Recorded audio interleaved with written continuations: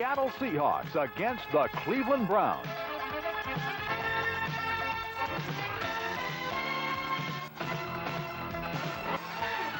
Sponsored by the McDonald Restaurants of Western Washington. By People's Bank. People's Bank is the People's Bank. By Big Bear, with the lowest prices in town. By Pacific Northwest Bell, your vital link to the rest of the world. When the phone rings, it's us. And by your Toyota dealer and Toyota's new 4Runner, the versatile four-wheel drive vehicle.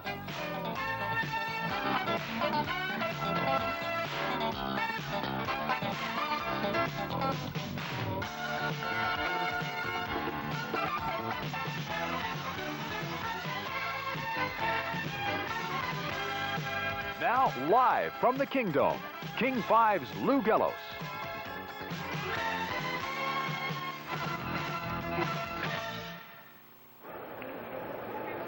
The job search is over. The learning experience is complete. The preseason is over, and the regular season is here. Good afternoon, everyone. I'm Lou Gellos. This afternoon, the Cleveland Browns open their regular season against the Seattle Seahawks.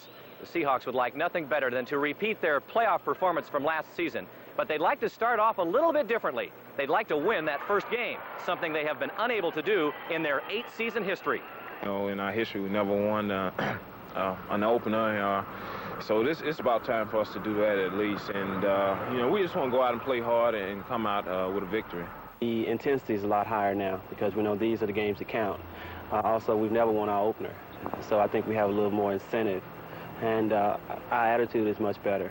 So we're kind of anticipating the opener now. It's kind of getting down to where you get itchy feeling. Well, we'd like to keep the O at the end of our record as long as we can. We've never been able to do that starting with the first game. But it's just one game, and it just counts as one win or one loss regardless of what happens. But, you know, I think it's always a real sets a positive tone towards the rest of the season when you win that first one. No one anticipated us going to the Super Bowl last year, and maybe that kind of helped us, you know, being the Cinderella story. But we're not the Cinderella story anymore. We're for real. We're the Seattle Seahawks, and we're one of the best teams in the NFL, and, you know, we're going to play that way. We certainly expect to see a lot more of that man, Kurt Warner. But what kind of team will we see? The Seahawk team that won 4 preseason games, or the one that stumbled against San Francisco last week? For a clue on that, Gene Washington and Charlie Jones.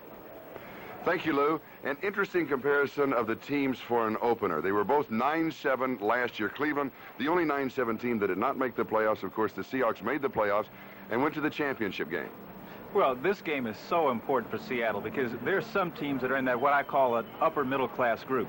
And these are the teams that Seattle must beat if they're going to get to the Super Bowl and get that Super Bowl ring. No one's going to be overlooking Seattle this year. Let's look at this game particularly. We've come off the preseason. It's been a good preseason except for the last game against the 49ers. What do you look for today? Well, of course they're going to run the football with Kurt Warner, but what Seattle has to resist, I think, early is resist the temptation to go after that weak Cleveland defense. They're really hurting in that area. They have some young players playing, but there's a temptation to go after it. But stick with what you do best. Give that football to Kurt Warner. And we'll be back with the opening kickoff of the season in just a moment.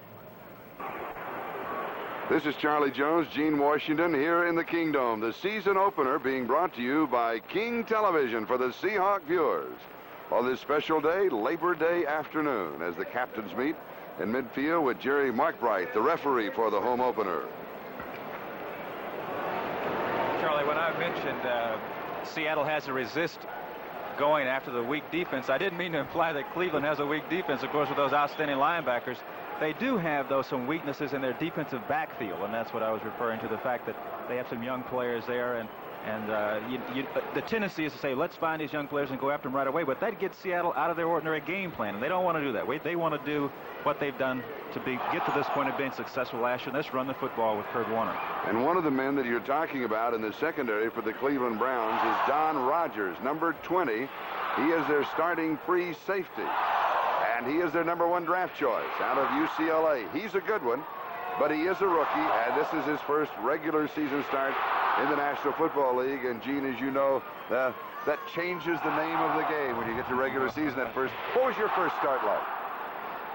Well, the tempo changes so dramatically from preseason football. First of all, there's that step from college football to pro football going into training camp. Then you go into preseason. Then when the real thing starts, those veteran players, it's like they just take the dial and turn it up a notch or two. And it takes you a while to adjust. But Don Rogers, the #1 draft choice out of UCLA, people liken him to Jack Tatum in terms of how he's able to intimidate receivers. Very physical, very tough player.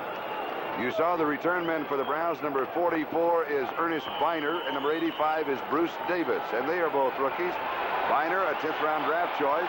Davis taken in the 2nd round, and Norm Johnson starts NFL 84 for the Seahawks. And here's Davis on the counter to the 15. Out to the 20, retains his balance, and returns near the 28-yard line. A return of 29 yards on the play. Reggie Rucker told me before the game started today that Bruce Davis is as fast as any receiver in all of football. He said those yard markers just disappear. Offensively for the Cleveland Browns, Mike Pruitt, the running back. Paul McDonald will be the cornerback. 2 tight ends, 2 wide receivers. Feature Harris, Holtz, and Newsome. Ozzie Newsome, he's looking at another season of around 89 or 90 receptions. Mike Pruitt. The way you expect to open a football game, it seems everybody has to hit everybody at least one time. Michael Jackson makes the tackle.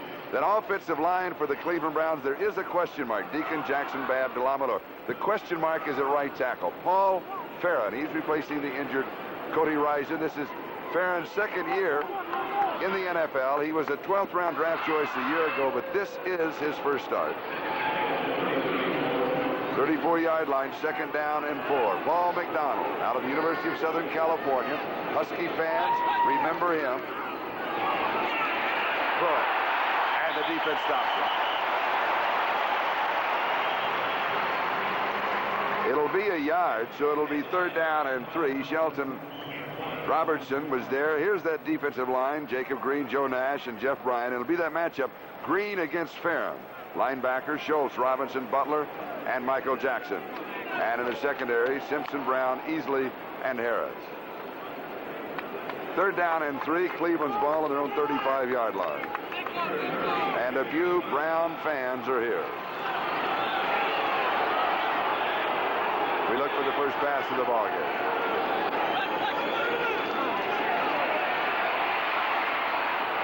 Incomplete. Ozzie Newsome, the intended receiver. So the Seahawks defense holds, and the Browns will be kicking, and that will bring in Steve Cox. And setting up for the return, Paul Johns. A good return by Paul Johns, and Seattle could start with excellent field position.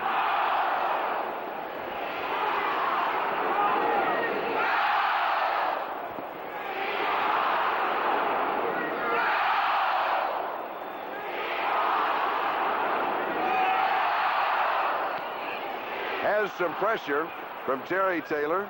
Taken at the 22-yard line. Flag is down. And Johns is down at the 24. But there was a marker on the play. It appeared as though one of the Seahawk blockers got someone from behind. So, of course, that's the worst way to start, is to start off with a penalty. Yep, there's the indication against the Seahawks. That takes away any kind of field position opportunity. Don Rogers made the tackle. The punt 43 yards.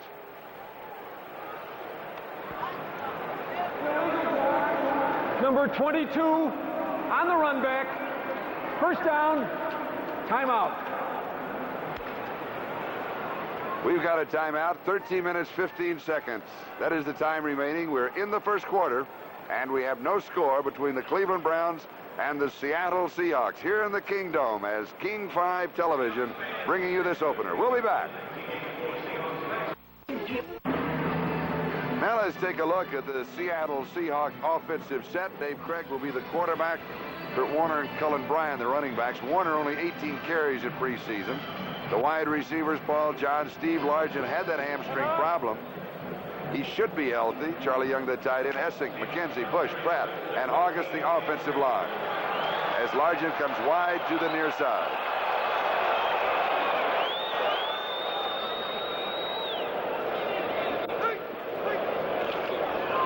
Kurt Warner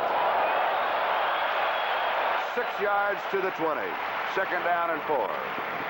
And Don Rogers, the free safety, moved up to make the tackle. Defensively for the Cleveland Browns, Reggie Camp, Bob Golick, and Keith Baldwin. Pretty good front three, but here's the strength. Chip Banks, he is all universe. Eddie Johnson, Tom Cousineau, Clay Matthews. 4 great linebackers. Question mark in the secondary, Johnson, Dixon, Gross, and Rogers. Second and 4.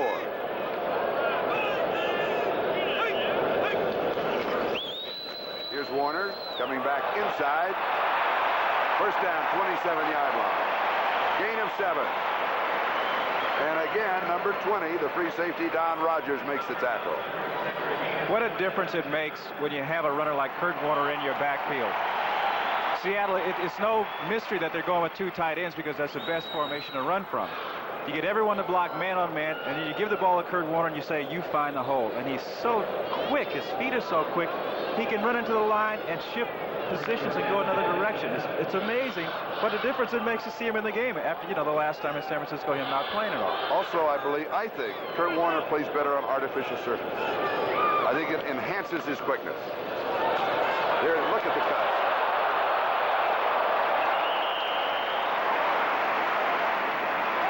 Yards to the 31-yard line in the first play of the highlight film.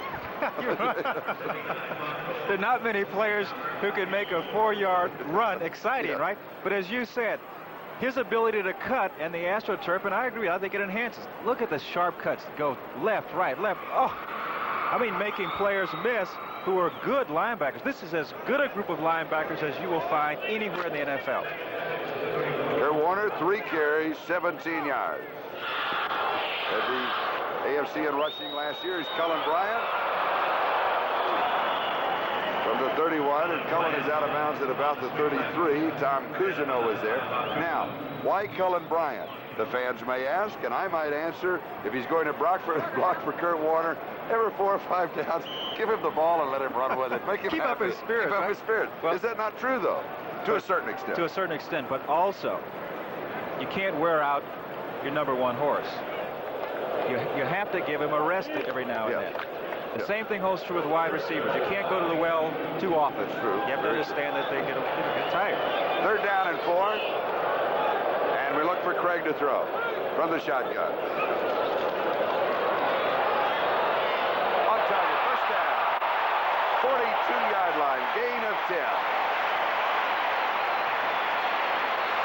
The ovation for Steve Largent. He now has a 92-game reception streak. Frank Minifield, the free agent from Louisville, now in the secondary for the Browns, made the tackle. Well, as important as Kurt Warner is to the running game, so is Steve Largent to the passing game. He has loads of experience, and I don't know if you could see that on the replay, but what he did was he came down and he adjusted his route. He went inside, saw the linebacker there, and shifted back to the outside. Craig got him the football. Seattle first down, play action. Deep sliding reception by Metzelar. Cleveland territory. Al Gross with a tackle. 21 yards on the play. The market at the Cleveland 44, so it won't be quite that long. What makes this play work? Watch the fake. It's a hand fake, but if you're running the ball well, as soon as you fake it to one of your running backs, those linebackers have to respond. They can't get back into the pass drops as quickly. And Metzelar's made a nice catch on that play. And also, as you saw the replay, officials made a mistake. The defender cleared him. He was not touched down. They missed by about 5 yards. Seattle at the Cleveland 44-yard line, first down. Warner. He'll have 3 to the 41. It'll be second down and 7. The one thing that a running game or a successful running game can do to a defense is that it demoralizes a defense. Unlike a passing game, you can throw the ball down the field, complete a pass, and the defense, they don't really question their own ability.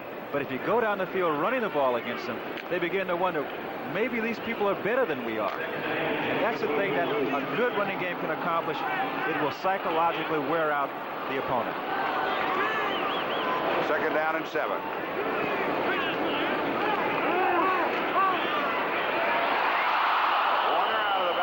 drops the ball. Very catchable, just inside the 35-yard line. The problem with this play for Warner is that it was probably too easy. And let's see if he turns his head just before the ball. There, up. Turning to see where he's going to run before the ball is in his hands. And he's not the first person to make that mistake. Nor will he be the last.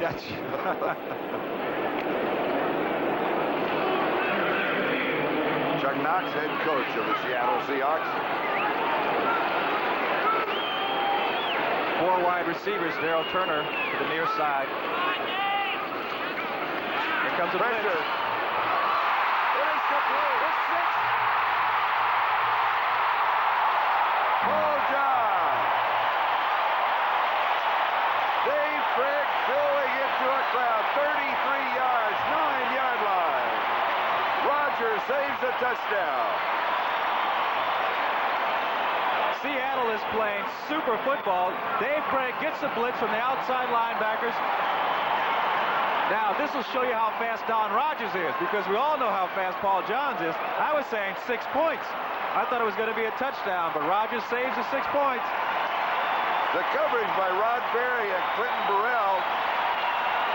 And Craig throwing into the coverage, and Johns' use, I think, maybe punt returning with people around him helps him in that situation. I think you're absolutely right. The crowds don't bother him. First down goal to go. Cleveland, 9-yard line. David Hughes. Out of bounds at the 5. It'll be a gain of 4 and second down goal to go. Tom Cousineau made the tackle. Dave Craig has completed 3 of 4 in the drive for 57 yards. Kurt Warner made some block on that play for David Hughes. Ooh, was it pretty. And when a player like Kurt Warner blocks, you know, the other players really appreciate it. On the right side of your screen, look at there, look at that block. Kurt Warner made an outstanding block on Don Rogers. Oh, that was a beauty. Second down goal to go, 5-yard line. 3 tight ends. Charlie Young, Pete Metzelaars, Mike Tice. Play action. He's open. He's there. Mike Tice scoring the first touchdown of the season for the Seattle Seahawks.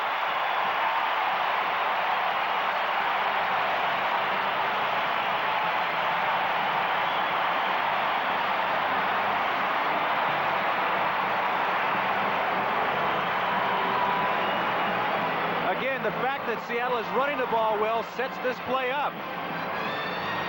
The number 1 target was Mike Tice all the way, but what made this play work, let's watch again. The linebackers, look at 51, the linebacker, Chip Banks coming in. They have to respect the run if you're running the ball well. If they don't respect your run, they're going to look for that pass. Norm Johnson with the extra point out of the hold of Jim Zorn. It is done.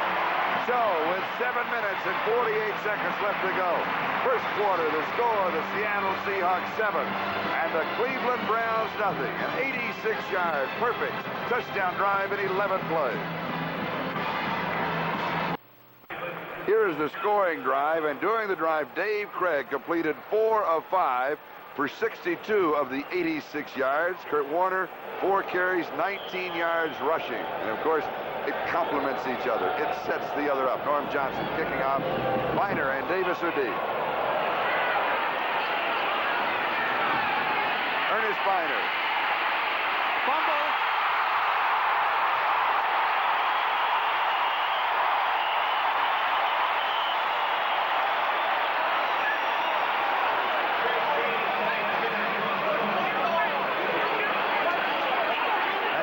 Bouncing around like a volleyball out there. An early call by the Seahawk players said they had a late call by the Cleveland players said they haven't.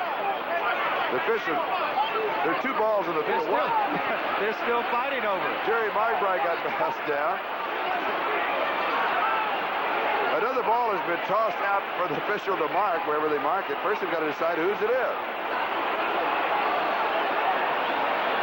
Eric Lane helping the officials sort it out. In case there, by the way, rule book call, in case there's simultaneous possession, it goes to the team that originally had the ball. It goes to the offensive possession team. Let's see if we can see who makes the hit, who shakes it loose. Oh, there it is, the helmet right on the football. I think it was Bruce Schultz that came across and knocked it loose. And from this point on, you can't tell anything from the replay either. Like Lou Geller said, it looks like a rugby match out there. A scrum. A scrum. What do they call a scrum, Lou? Cleveland from their own 20-yard line, first down. Seattle leading by a score of 7-0. On the draw, Mike Pruitt. And he is dropped by Shelton Robinson. Gain of 4. It'll be 2nd down and 6. Now, Cleveland has to be a little stunned because of the way that the Seahawks moved down the field. Not the fact that they scored, but the manner in which they did it. With the ease. I mean, they were flawless. Craig should have been 5 for 5 because he threw a pass to Warner that was catchable. I mean, they were all just flawless. Seattle has to avoid being a little too aggressive now. They don't want to take any chances on defense. Pass is complete, first down. Ricky Feature pulled it down. Michael Jackson then pulled him down at the 33-yard line. Gain of 9, first down. Jackson slow getting up. You know, it's a shame Michael Jackson, when he's healthy, is a very good player, but he's had such a history of injuries. Let's watch Jacob Green, number 79. He's going against the second-year man, Paul Faring, trying to get to the passer, but there are just too many folks in your way. But this is a matchup that we want to watch as the game progresses, because Cleveland will help block against Jacob Green. They're going to have 2 men blocking on him, so we'll want to watch this as the game goes on. We've got an injury timeout. We'll be back. Green, 5th year. Nash and Bryant only their 3rd year. Top picks too. That's the sign of a quality organization and continuing to feed the coaching staff with outstanding players. You get those number 1 draft choices. Now the trick today is to sign them. There's no question about that. 6 defensive backs now for the Seahawks on 2nd down and 9. Fully expecting Paul McDonald to put the ball in the air. There again is Newsome, and McDonald won't disappoint him. He's going long. The pass intended for number 84, Duriel Harris. McDonald fully expecting Harris to take it outside. Duriel turned to the inside. Duriel Harris is still having problems adjusting to the Cleveland Browns pass offense theory. He came from the very structured and conservative Miami theory, and there was an opportunity for Duriel Harris, and he didn't take it. Paul McDonald was expecting him to go to the open end of the field, and he didn't do it. Wait a minute. Conservative Miami theory after what we saw yesterday? Let's talk conservative. Well, they didn't have Marino throwing to Harris at that time. Exactly. They also didn't have Mark Duper around there during Harris's earlier years. There's a little draw to Boyce Green. He moves the ball across the midfield stripe near the 48-yard line. Sam Rutigliano and the Browns not wanting to put the ball up in interception territory. So the ball will go over. Trotting onto the field is Steve Cox. And dropping back is Paul Johns to field the punt for the Browns, their 2nd punt of the afternoon. 4 minutes and 9 seconds to play opening period. Pardon me, Reggie. One of the things that the Browns have been trying to do with Steve Cox, who's an excellent hang-time punter and distance punter, is to get more efficient at kicking the ball out inside the 20.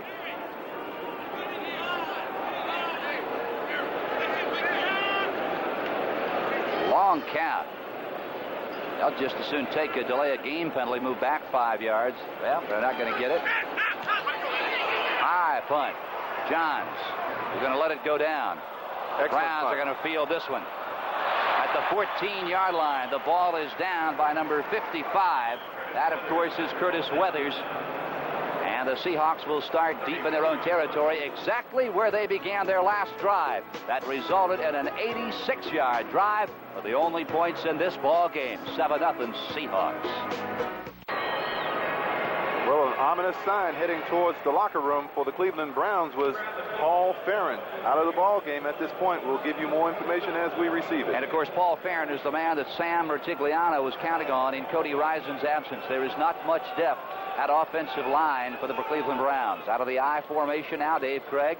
2nd man through, that's the tailback, Kurt Warner. And he is out near the 20-yard line, and Kurt bangs for 6 before Eddie Johnson puts a stop to it. What a find for Chuck Knox and the Seattle Seahawks. Well, Kurt Warner. Well, he wasn't actually a find. They knew how talented Kurt Warner was. It was a matter of could he display that ability as quickly as he's shown in the National Football League.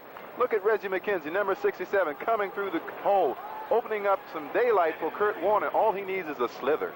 Warner thus far in the ball game, when we have not even completed a quarter. Warner 5 rushes for 26 yards. And he's got it again, a little inside crossbuck. Whoa, as he manhandled at the 22-yard line. Clay Matthews up around the shoulders, just grabbed Warner and spun him down. Matthews, Southern California, 6'2", 235 pounds. Could be probably the most underpublicized superstar in pro football. He can do everything. I think what they need to do, there's Sam Ratigliano, what they need to do is inflict more punishment on the Seahawk runners and take charge of the line of scrimmage. Sam Ratigliano in his 7th year as head coach of this Cleveland Browns, and I think folks around the lakefront are getting rather anxious to get back into the playoffs.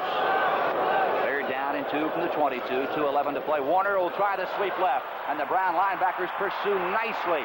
Cousineau jammed it up. Number 56, Chip Banks, jammed it up. And finally knocking him off the ball is the rookie, Don Rogers.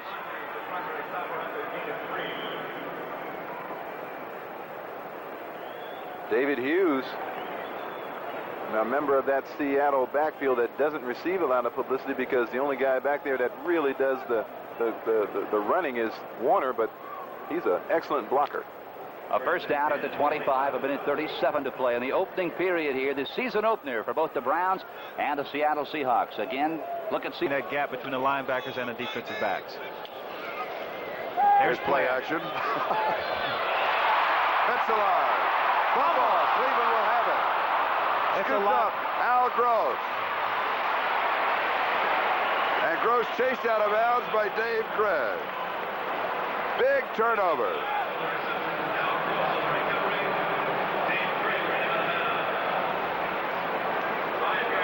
This just shows you how drastic a fumble can be, a turnover can be.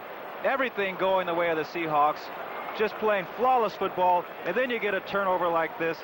Now, Cleveland is in good field position. Let's see what happens. We'll be back in just a moment. Sam Ratigliano, the head coach of the Cleveland Browns, possibly the most quotable head coach in the National Football League. Such statements as he could catch BBs with his eyes closed. And he has a line for everybody. And there's Chuck Knox. He's still looking for offensive linemen with a lot of sand. And that means a lot of weight. He likes big men out in front of his offense. Michael Jackson, who was shaken up earlier, back in the ballgame as an outside linebacker for Seattle. Cleveland with the turnover opportunity at the Seattle 43, Mike Pruitt. So Mike Pruitt for a gain of 3. It'll be 2nd down and 7. Jacob Green making the tackle. The Cleveland Browns offensively, to me, Gene, have looked a little herky-jerky, but dangerous, like they can explode on you. You're exactly right, because you look at the people they have out wide, their receivers. Duriel Harris from Miami, still very quick, very fast. Ozzie Newsome. Mike Pruitt has gained 1,000 yards 4 out of the last 5 years. McDonald rolling right, turns back and throws to the left side. He is a left-handed passer. Harry Holt, first down. Another dangerous player, Harry Holt. I saw Harry Holt play up in Canada when he played in the Canadian League. Outstanding player there. Came to the Browns, and he adds another dimension here. McDonald does a good job of setting up this tight end screen. And you can see how strong Harry Holt is. When they line up, sometimes they'll line up Harry Holt, Ozzie Newsome, and they'll bring in a third tight end and put him out wide. And when they do that, that's usually their run formation. And they like to bring those 3 big fellas in and just try to run it right down the middle.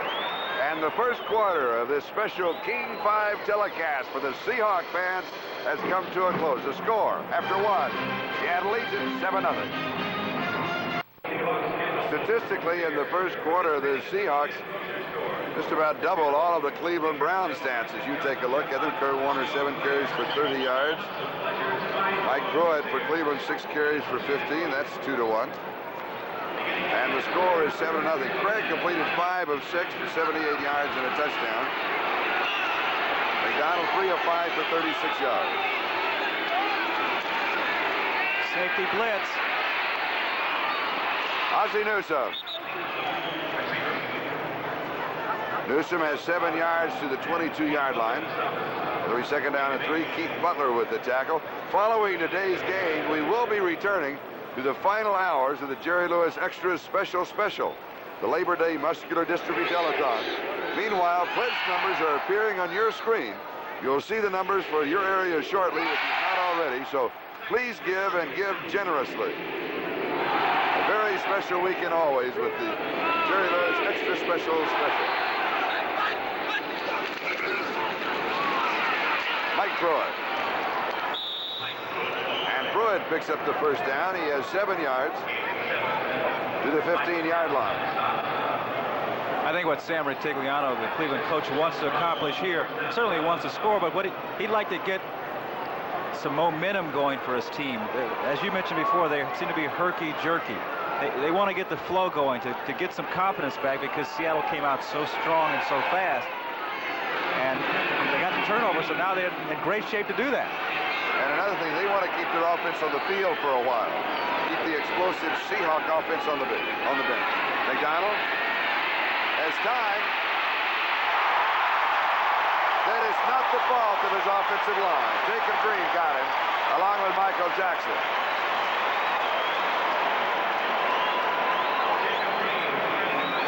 He had time. He must have had 4 or 5 seconds. He had plenty of time. He's sitting there. Give credit to the defensive backfield for the Seahawks. Good coverage. That allowed for the sack. A loss of 5, second and 15. I'm sorry, they can't afford to do that many more times. The Seahawks can't give him that much time to throw the ball. No. That's Newsome in motion. Here's the pressure, and he's pulled down. Joe Nash. 2 sacks in a row.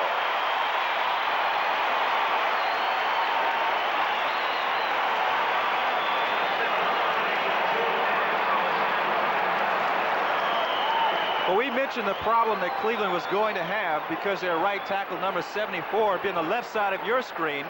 Paul Farron, who's a second-year man filling in for Cody Reason. And there you see Joe Nash. Oh, he just beats the center, goes right up the gut.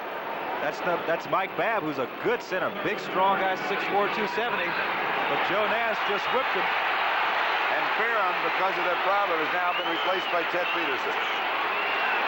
Third down and 22, almost out of field goal range. Incomplete. Duriel Harris ever so close to a touchdown. Terry Taylor had the coverage, but that was a catchable 6 points. Duriel Harris, any player from Miami who was there when Paul Warfield was there, knows how to run a great corner route. Duriel Harris has Terry Taylor beat. If this ball is thrown another foot further, it's 6 points. Terry Taylor has great catch-up speed, and the fact that ball was thrown a little short allowed him to be able to get there and knock it away. 44-yard field goal attempt.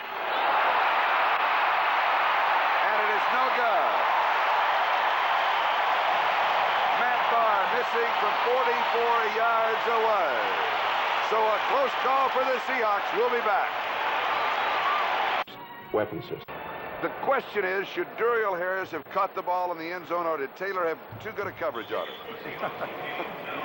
Well, I think you're right, and it's going to prove it right. It does hit him right on the shoulder, right there. You're paid to catch those. Now, Taylor had good coverage on it, but you're paid to catch those. Well, you would have caught it. Well, thank you for having so much confidence in me. Hard to dispute that now, isn't it? All right, Seattle's ball. First down, their own 27-yard line. Third time that they have moved on offense in the ball game. First time they scored a touchdown. Second time, fumble and they lost it. Warner, big first down, 46-yard line. 19 yards. Chip Banks with a tackle.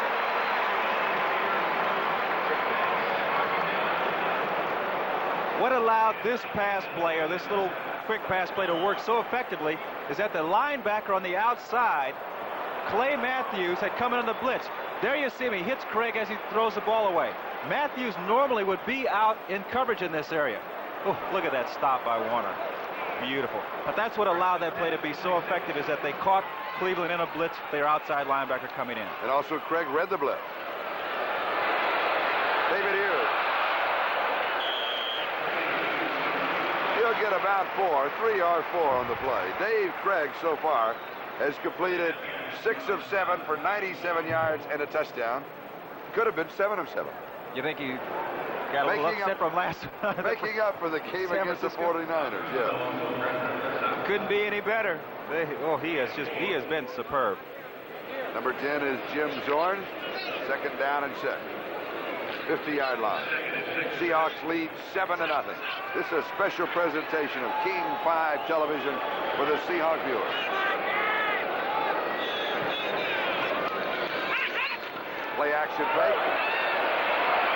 Drop. No, he held on to it. I'm sorry. Metzelar. He reached out with his hands for it, and I didn't think he could do it with that kind of a catch, but he did. Good play. Remember, Metzelar is a basketball player, a Wabash or something. I mean, they had those good hands. But Seattle, they're using... It's not Wabash or something. Or Wabash. Okay, what's that? It's not Wabash or something. But the misdirection, again, play action. Those linebackers have to respect that run that allows the receivers to get out and get into their routes without having the linebackers jostling them around. And Seattle's using more plays, different plays than they use in the preseason. They're going into their bag of tricks. Gain of 15, first down at the 35 of Cleveland. Metzelar's 3 receptions, 46 yards. Second back is Kurt Warner. A yard to the 34. Second down and 9, and Chip Banks is the man who made the stop.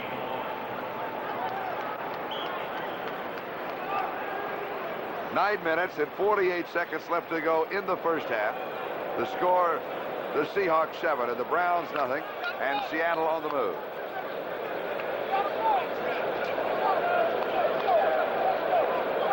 A sellout crowd here in the Kingdom as Seattle goes after their first ever opening victory of the National Football League. They are 0-8 on opening games.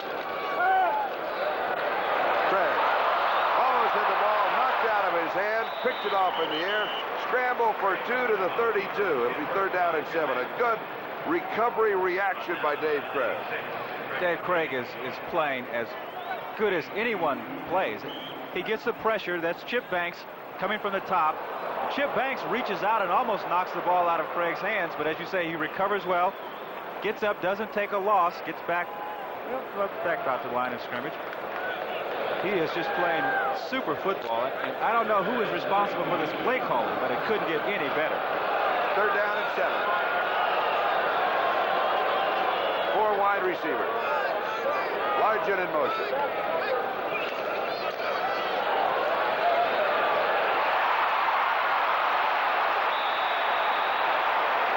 Largent trying to backpedal to first down territory. Clay Matthews was hanging on him.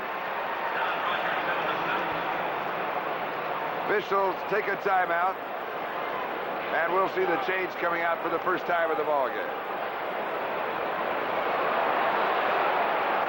Seattle is taking advantage, and I mean really taking advantage of the fact that Cleveland is playing that zone defense and they're having their linebackers in there trying to cover those areas. First down. But there's no way a linebacker can cover a Steve Largent. Steve Largent can get in that area, in those zones with the linebackers, and he can just outmaneuver them. It's a mismatch, and the Seahawks are taking advantage of it. Craig has completed 8 of 9, 119 yards. He has hit successfully his last 6 in a row. 25-yard line, first down. Moving on the 8-minute mark, time remaining first half. As a blitz, gets it away, end zone, incomplete. Darrell Turner, the intended receiver. And Craig took punishment by Chip Banks. I I'm a little surprised at this play. You wouldn't think they'd go for it, a long one down at this position. Oh, you saw the hit by Chip Banks. Yeah. The problem now, that ball again. Now that's a catchable ball. Now, here's the hit. Chip Banks coming from the left side. Oh, right in the ribs. Now that's a catchable linebacker. Go ahead. Now let me tell you the opposite of that. I mean, he should have caught it because he got his hands on it. The ball was supposed to be thrown inside. As a receiver, when you have to turn, you lose a flight of the ball and turn back to the other side. It does make it a little tough adjustment. 2nd and 10. Play action. Rolling left. Complete. Dylan Bryant. Out of bounds. 16-yard line. Gain of 9. 3rd down and 1. Clay Matthews was chasing it.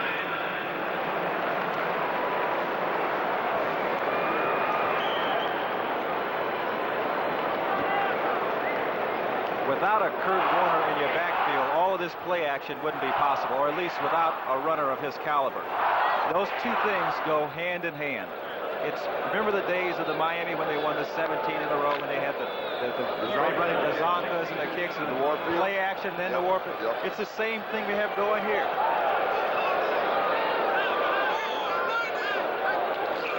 Third down 1. Warner breaks it down the sideline. 9 yards to the 7. First down, goal to go. Don Rogers saves a touchdown. You think Chuck Knox made a wise decision by keeping Warner out last week and letting him be fresh? I think so, and I think this is a good example. Of course, he's a great runner, but it helps to have fresh legs, not have the bumps and bruises, come into this opening game and just be fresh and ready to go. Kurt Warner in the first half, 7:44 remaining, 9 carries and 40 yards.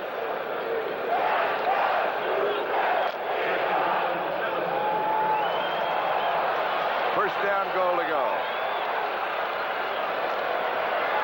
Cullen Bryant. Not a bad, tough yardage run, spinning to the 4-yard line. 2nd down, goal to go.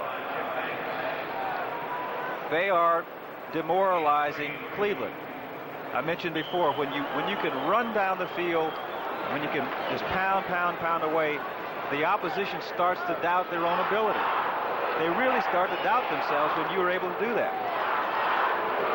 Seattle can get 6 points here. They can run the ball and especially get 6 points here. It's going to be tough for Cleveland. I mean, they are really behind it. Not just 14 points now, but psychologically way down. 2nd down, goal to go, 4-yard line. Kurt Warner, Cullen Bryant, the lead blocker. Cuts down 1 man. Warner, did he stumble and go down in a hamstring? I think he's hurt. I think he just he's hurt. collapsed, yes. As soon as he just dropped, and I didn't see him hit by it was the AstroTurf. It was a turf. He was trying to get himself set up to make a cut, and he got his foot caught on the turf. We're going to take an injury timeout. We'll come back in just a moment.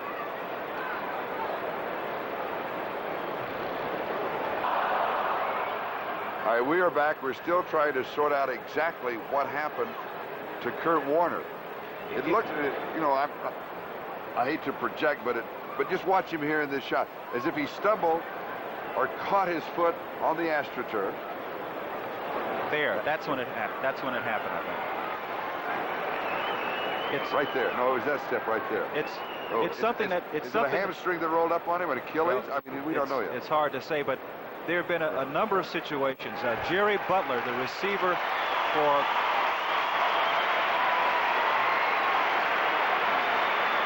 this preliminary, this is not good.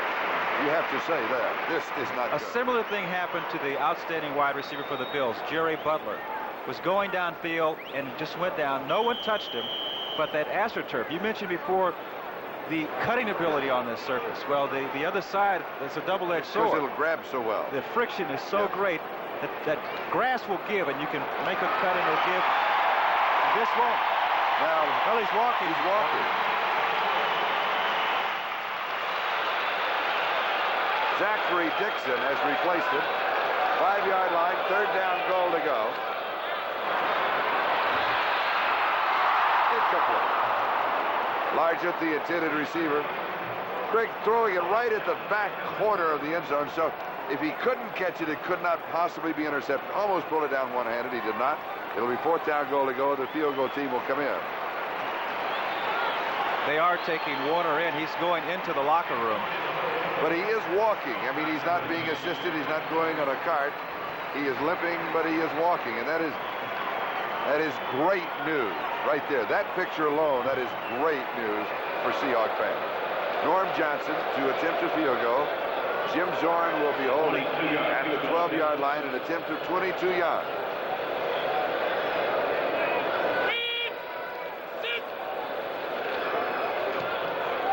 It's good. And the Seattle Seahawks stretch their margin over the Cleveland Browns. The score is 10-0. We'll be back with a kickoff. This is Charlie Joe's Gene Washington with his special King 5 telecast of the home opener for Seahawk viewers. Look at this. That's an amazing statistic. The Browns have not been penalized the Seahawks one time for 10 yards. Norm Johnson will be kicking off.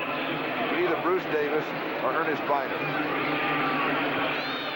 What the Seahawks have to guard against now is an emotional letdown because of the loss of Kurt Warner. Bruce Davis returning near the 20-yard line. I'm glad we got the graphic in when we did because the flag is down. Just barely made it with the graphic. Fred Young with the tackle. And it's going to be holding. It was defensive holding against Cleveland. I saw the jersey come out. So the penalties will now be one on each side. But that's still very few. Yeah. So go ahead. But such an important point that you just made. Well, listen for the call. Holding number 58 on the return. First down. The call against Scott Nicholas. They'll mark the ball at the Cleveland 11-yard line, and it'll be first down. Go ahead, Dean. Seattle, when you have such a player as Kurt Warner taken out, whether it's an injury or whatever it is, comes out of the game, and is not likely to return, the possibility of a letdown can really hurt you. As you said, they now really have to make a conscious effort not to let that happen. Mike Pruitt. 2, maybe 3 yards. Jacob Green with the tackle. Paul Farron, who's back in there, is just no match for Jacob Green. They're not going to make a living running to that side behind a second-string tackle blocking against one of the best defensive ends in football. They're going to have to run the other way. Farron is number 74. Now remember again, the quarterback is a left-handed thrower. So Farron has to guard his backside on a pass when he rolls out to the left. It is a knee injury. The knee is being x-rayed. Mike Pruitt. Well, it doesn't look like they're going to make much running left either. Now that we've tried your suggestion, I suggest we throw. Pruitt, 9 carries, 24 yards rushing. Third down and 8 at the 13. Evidently, Sam heard you. He's sitting in 3 new wide receivers, or actually 1 tight end and 2 wide receivers. If a knee being x-rayed could be called good news, I think it is. Because if it's an Achilles or a hamstring, that's a season. It could be a season. The knee, with the surgery, the scope surgery that they have now, could be much less. Could be out, could be 4 or 5 weeks. Green is stopped. And to follow up on that, if they felt it were a serious knee injury, they certainly wouldn't let him walk off the field. So if there's any damage, I think they'd probably be looking for cartilage or something like that. And with this orthoscopic surgery now, you could be back in a couple of weeks. It's happened. So a small silver lining under a very dark cloud right now. We hope. We hope. The bottom line is we don't know what we're talking about. But Chuck, you're drawing on that vast experience of having 25 years of watching them coach now. All right, Paul John sets to return the punt of Steve Cobb. But as soon as we do know definitively, we of course will let you know. Not that good a catch. Taken to the 50-yard line by David Hughes. There's that Easley. Hello. Kenny Easley. Finally caught at the 10. Chris Rocket makes the tackle. Listen to this ovation. 40-yard return.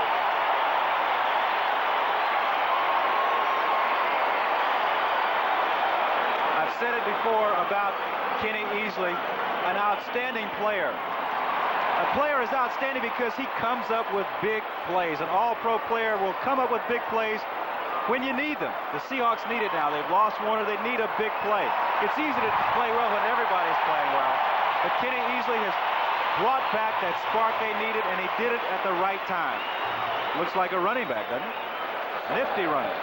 And now, let's address ourselves to the fact there's been a lot of columns in the newspaper written about the fact that this is his last year. He's going to finish his last year, may go somewhere else. This is the beginning of the season. This is the time for football. Zachary Dixon to the 6-yard line. It'll be second down. Tom Cousineau making the tackle. I'm not taking sides in what could be a contract dispute. But right now, we're in the National Football League season. What happens over the next 16 weeks as far as contracts and futures are concerned, that will be worked out between Kenny Easley, his agent, and management. Right now, we should concern ourselves, I believe, in the NFL football season. And I can tell you from a player's experience, it's a very disconcerting thing to have going on when you're trying to prepare yourself to play. It's very disconcerting. 7-yard line, second down, 7. Good protection. Touchdown to Paul Johns.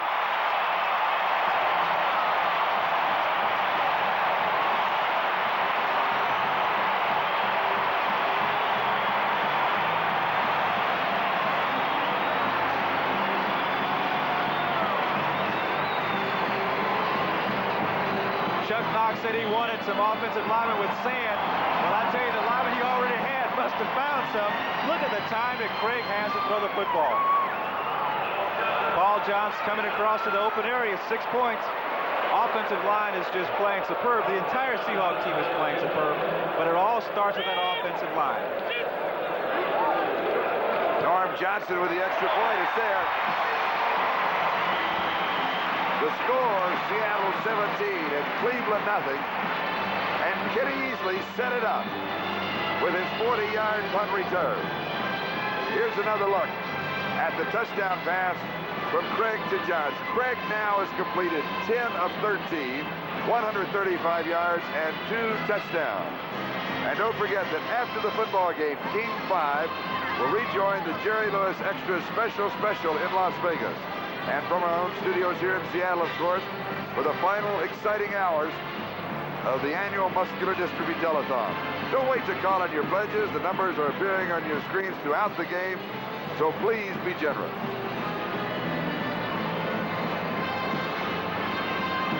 Charlie, it's also, you know, it gives me a chance to say thanks to the people here at King for making this game possible, because ordinarily this would have been one of our NBC telecasts had it been yesterday. That's right, and because of the movement today, and his car is turned back to the locals, they have a technical term, it's turned back to the local station, so this is a King telecast for the Seahawks fans. Norm Johnson kicking off. Biner and Davis deep for the Browns. 17-0, Seattle out in front. Fumble! Seahawks say they have it, and they do. Taylor makes the hit. Dufek was going for the ball. Fred Young was also there. When you're hot, you're hot. Let's see who makes the hit. Oh! Kaiser and Young. Oh, it's Young, yeah. Fred Young. And Dufek, we believe, came up with the fumble, with the recovery. Yes, that is correct. Seattle at the Cleveland 14-yard line just a few seconds ago. In fact, 9 seconds ago, they were at the 7-inch score. 17-0. Seahawks could blow it open right here.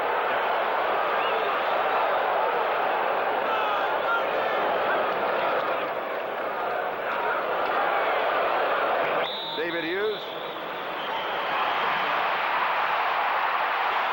Flags are up in the air, pushing and shoving, and now we know regular season's here.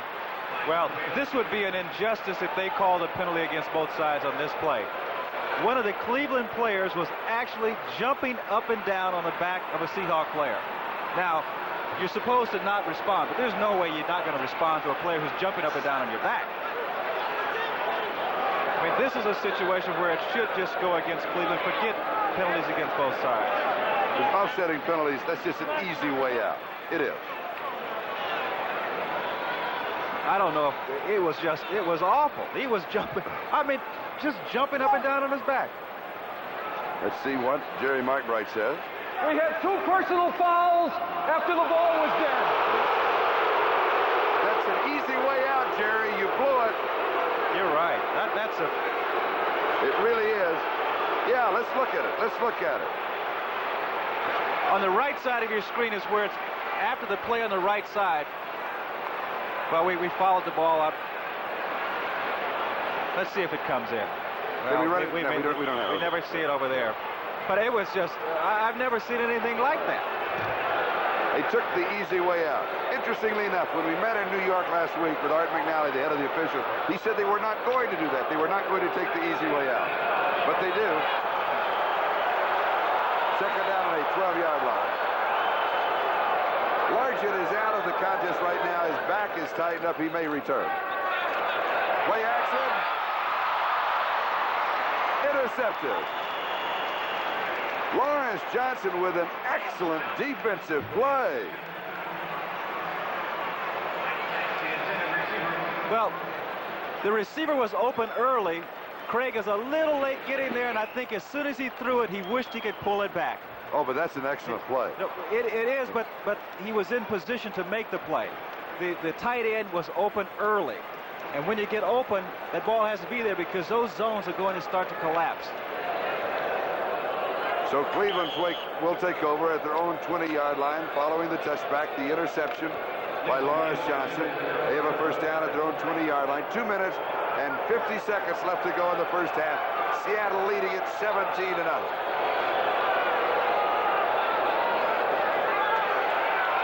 McDonald throws.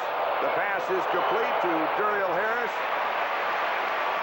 33-yard line, gain of 13, first down. Keith Simpson for the Seahawks.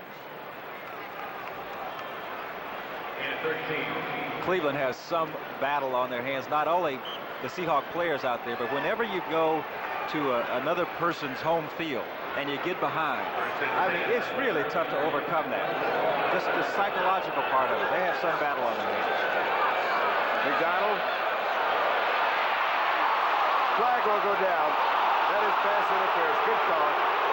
It is. Very catchable ball. Newsom was there, hit from behind before the ball got there. The 27-yard penalty against Keith Simpson. Watch Keith Simpson. Oh, yeah. He did. Too soon. He did. And the coverage was so good, he really didn't need to do it. Seattle 40-yard line. So the Browns now have had a couple of breaks. The interception, the interference penalty, the ball at the Seahawks 40-yard line. Let's see if Cleveland can get back into the ball game. 2:13 left to go. First down.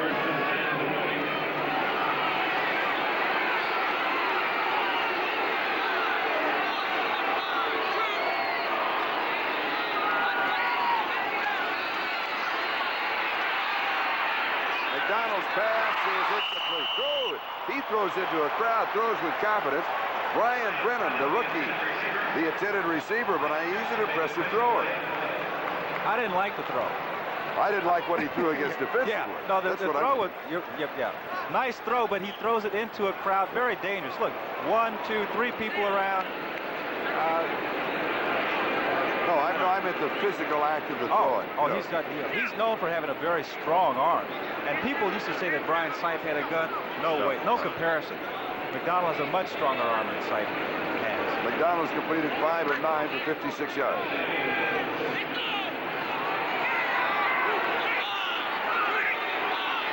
Second and 10. Seattle 40. Incomplete. Should have been caught. Brian Brennan, the rookie from Boston College, taken in the 4th round of the draft. Look at the look on McDonald. He's saying, what more do I have to do? You want me to throw it and catch it too? You have to feel sorry for a quarterback when his receivers are dropping balls like this. For a receiver, this is where you want to pass. You want the ball down where you don't have to jump for it. All you have to do is just cradle the ball. Don't have to jump, don't have to do anything. 3rd down and 10. 2:03 left to go first half. Seattle leading 17-0.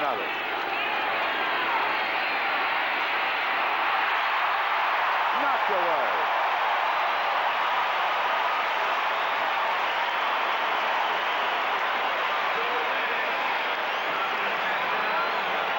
We believe Jeff Bryant. Let's see if we can pick it up. Who knocked it down? Well, it's Mike Fanning, number 74, in the middle. He and Joe Nash are crisscrossing.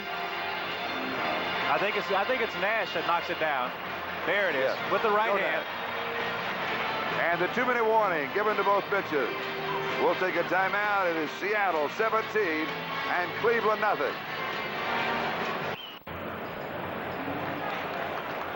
We come back now with officially 1 minute and 58 seconds left to go in the first half. Seattle leading 17-0.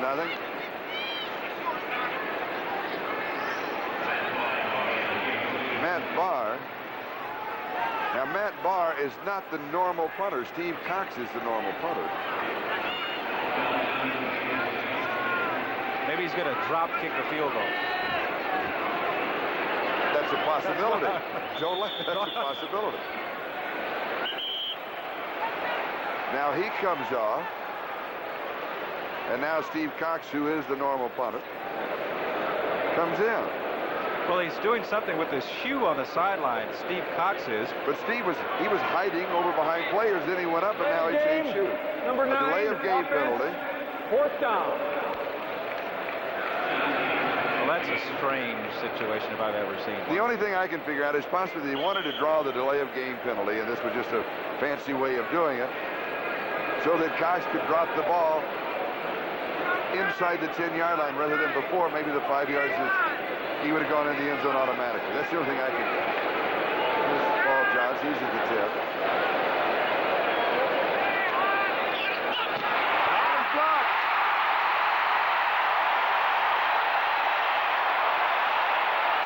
I believe Terry Taylor.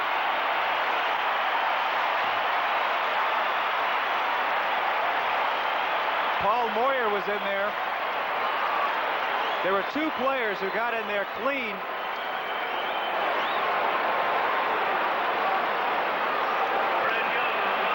It was Fred Young. Fred Young is all over the place. I mean, all over the place. Have you noticed something? Since the injury to Kurt Warner,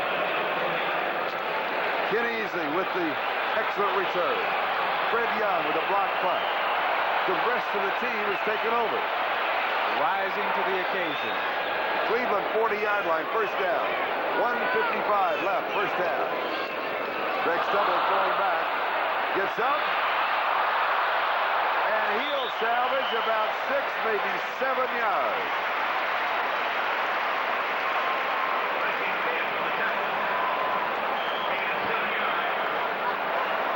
Dave Craig, he stumbles on this AstroTurf. That's actually what happened here, but he has the presence of mind to be able to get up and turn what was going to be a loss into a gain.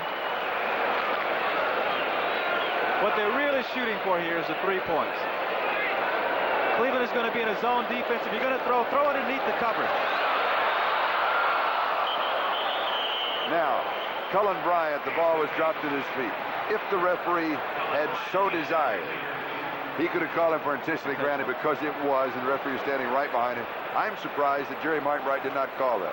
Because there was no question. You're right. Because and they talked about it again in our meetings, that if they feel the quarterback is intentionally trying to avoid a sack, then it's intentional grounding. And that was the case, obviously. It was. I'm surprised that he didn't call.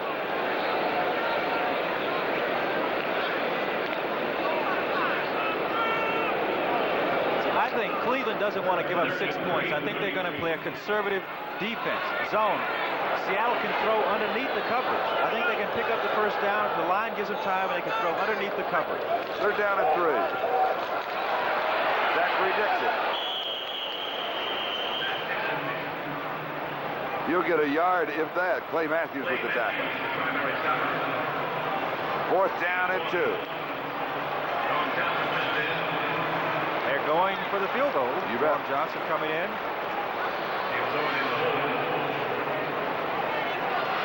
Now remember, the holder is Jim Zorn. It might be time for a fake.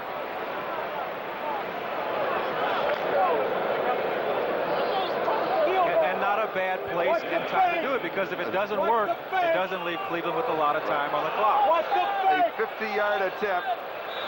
Timeout taken. There were 2 seconds of the 30-second clock. That's the reason for that timeout by Zorn. You know what else happened? I heard them yelling from the sideline from Cleveland, watch the fake, watch the fake.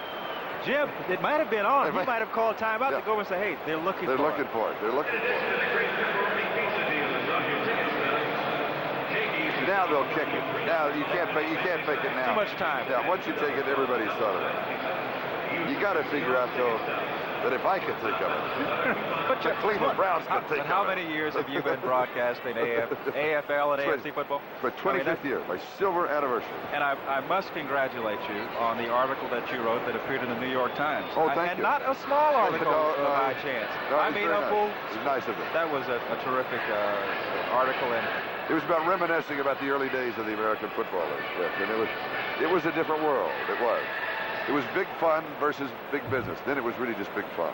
And a brand new start for football players, for coaches, for administrative staffs, and for broadcasters. So it was a big part of my life, and I really enjoyed it. Well, you've seen not only a big change in football, but a big change in broadcasting. Oh, yes. We had 3 black and white cameras, and I don't think videotape had been invented. And Gene Washington had barely been born. And here's the 50-yard field goal attempt by Norm Johnson. It can make it. It does. Kurt Warner injured. Everybody is picking up the slack.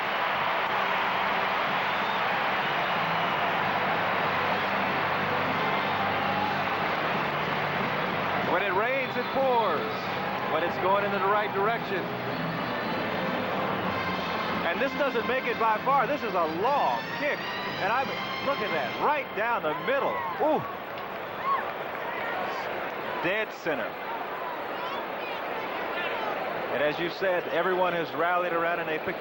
You know, I get the feeling that the Seattle team is so just so fired up, so ready for this game, and that it would take a Raider super performance to beat them. It appears like they could beat anybody today. I think the key word is what you said, this Seattle team. They're truly playing as a team, all facets, offense, defense, special teams, return, field goal. It's all been there. Every element has been there. Very impressive opening. We still await word on the injury. Kurt Warner, in case you joined the telecast late, it is a knee injury. They're x-raying the knees. He did walk off the field. That's the good news. And in that you can find a bright spot of good news. Charles White on the kickoff return, the short kickoff return, 34-yard line. That's just to kind of disrupt any type of major return by the Browns. Sam Merriman makes a tackle. 20 seconds left to go in the first half.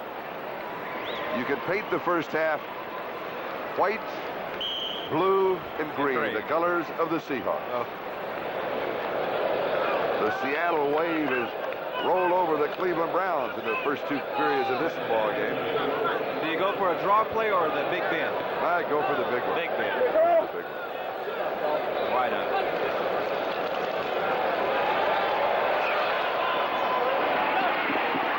Incomplete. Duriel Harris, the intended receiver, and John Harris, along with Terry Taylor, had the coverage. 13 seconds left to go first half. Second down and 10, Cleveland back at their own 34-yard line. You know, if you're playing sandlot football, but it has happened in the NFL. Good play in this situation. Take your wide receiver, run him about 10, 12 yards down, throw him the ball, and then he laterals to your halfback. You probably had that play. I had it, yes, I had it in junior high school, but I also saw Miami run it against San Diego in that great game 2 or 3 years ago.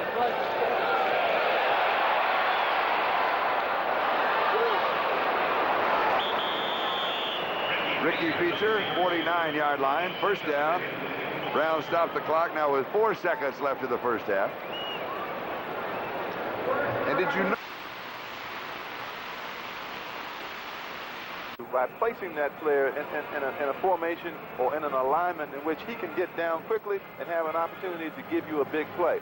Now, without that kind of player on the football field, the Browns have to do it very painstakingly. They have to look for the 15 and 20-yard catch, and they can't get it all in one play.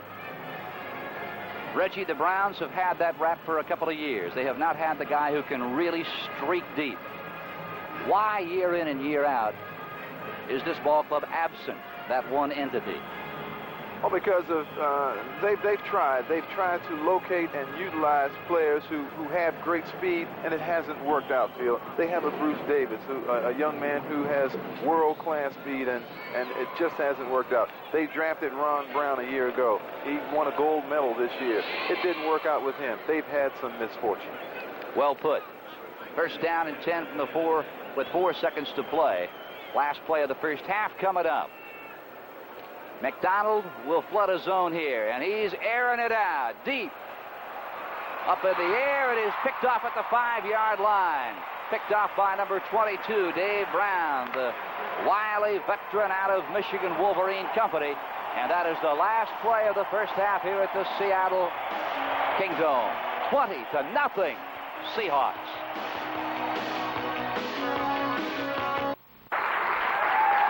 A couple of injury updates to report. We have nothing new to report on Kurt Warner, who left the game after suffering the knee injury. We are told that the knee was x-rayed at halftime, but what are the results of that x-ray, we do not know at this time, and hopefully we'll be able to do that as we go. As far as Steve Largent is concerned, we understand now that he was blindsided on the final catch that he had and pulled a muscle in his hip, thereby right next to his back, which is the problem he had all along. So he may not return for the rest of the game. And to get a little handle on what we're going to expect in the second half, let's go back up to Gene Washington and Charlie Jones.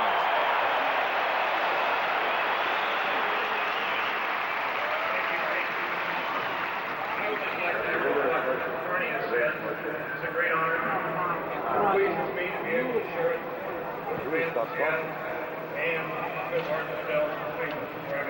There's Mike McCormick now saying thank you to the Seattle fans who have turned out to greet the Seattle Seahawks for the opener this year. He's also receiving his Hall of Fame ring. And the crowd certainly appreciative of that as he welcomes the crowd to the 1982 season opener. Well, the big story in this game so far has been the fact that the Seattle Seahawks have lost their running back, Kurt Warner. We will probably not see him for the remainder of the game, but just how serious the injury is, we don't know. The interesting thing to note, though, is that the team really picked up when Kurt Warner was taken off the field. In fact, Kenny Easley showed his running back skills with the 40-yard punt return, which set up Seattle's score that made the score 20-0. And in fact, this game could be a lot different for the Cleveland Browns had it not been for Don Rogers, the rookie safety man, who had 2 touchdown-saving tackles in the first half. It could be a lot worse. The Browns could be trailing by a lot more, especially when you consider the fact that Seattle did have the ball deep in Cleveland territory at one point, but lost and came away with no points because of an interception. It's 20-0 here at halftime. We're getting set for the beginning of the second half. The Auburn High School band will be leaving the field, as will Mike McCormick and Red Badgerow and Hugh McElhaney and Arnie Weinmeister, Seattle area's Pro Football Hall of Fame inductees. Badgerow out of USC was inducted a couple of years ago. McElhaney has been a long-time member, but Arnie Weinmeister and Mike McCormick were just inducted this year. In fact, in the first preseason game, the game that the Seattle Seahawks won over the Tampa Bay Buccaneers, and during that game at halftime in Canton, Ohio, they were inducted, and now they're receiving the congratulations from the people here at the Seattle Kingdome. Well, let's get back to Charlie and Gene and talk about that first half and what we can expect in the second half. We know one thing: we will not see Kurt Warner, gentlemen. All right, thank you, Lou. But an interesting point, Gene. I think we were talking about this during halftime. I think that we could tie this back to what Lou just said about we won't see Kurt Warner going down with the injury in the first half.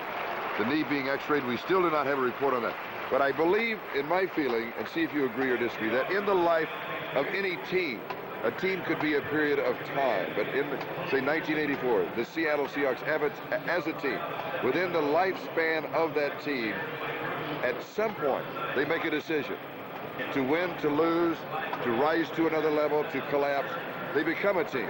And from what I saw as a reaction when Warner went down, the Seahawks have become a team and a contending team. Well, the thing that you referred to, that a lot of players picked up the slack when Warner went down. Fred Young, a rookie linebacker, big plays. A lot of people making big plays.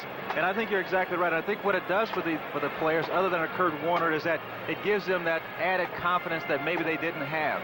Whenever Kurt Warner goes down for a football team, the normal tendency is to say, oh, we're in trouble. And I was expecting a letdown from Seattle, but they didn't let down one bit. I mean, they just kept coming back. One play, and Dave Craig has just been sensational in this first half. And I'm wondering if possibly Cleveland expected the letdown, and then they were stunned that they didn't. You know, it's like, where did he come from? Who's going to make the next big play?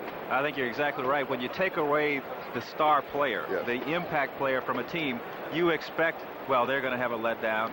But there wasn't any letdown at all. And I think you're right. I think that Seattle now feels that we're a great team. Well, it's hard to say a great team. They're a very good team with Kurt Warner, but without Kurt Warner, we're still a good team, and they feel confident of that now. And I think the key word is we, insider quotes, we. We'll be back with the second half in just a moment. And we are back with the kickoff of the second half. Zachary Dixon for the Seahawks to the 20. Slips a tackle. Good return to the 26, maybe the 27-yard line. Let's look at the statistics of the first half. Time of possession, a little to Seattle side. Turnovers even.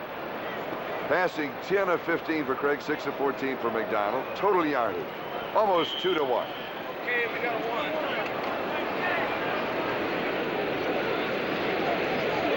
Offensively, Dave Craig, the quarterback. Dixon and Hughes are the two running backs, and now Dixon goes out to the far side. And the Seahawks with three tight ends in this opening set: Charlie Young, Pete Metzelaars, and Mike Todd. First down, 26-yard line. David Hughes. 4 yards to the 30. It'll be second down and 6. Tom Cousineau with the tackle. Offensive line should stay the same. Ron Essing, Reggie McKenzie, Blair Bush, Robert Pratt, Steve August. Steve Largent still is having some back spasms. Could return. Now Paul Johns, Darrell Turner, the wide receiver. Charlie Young, one of the tight ends, comes out. Second down and 6.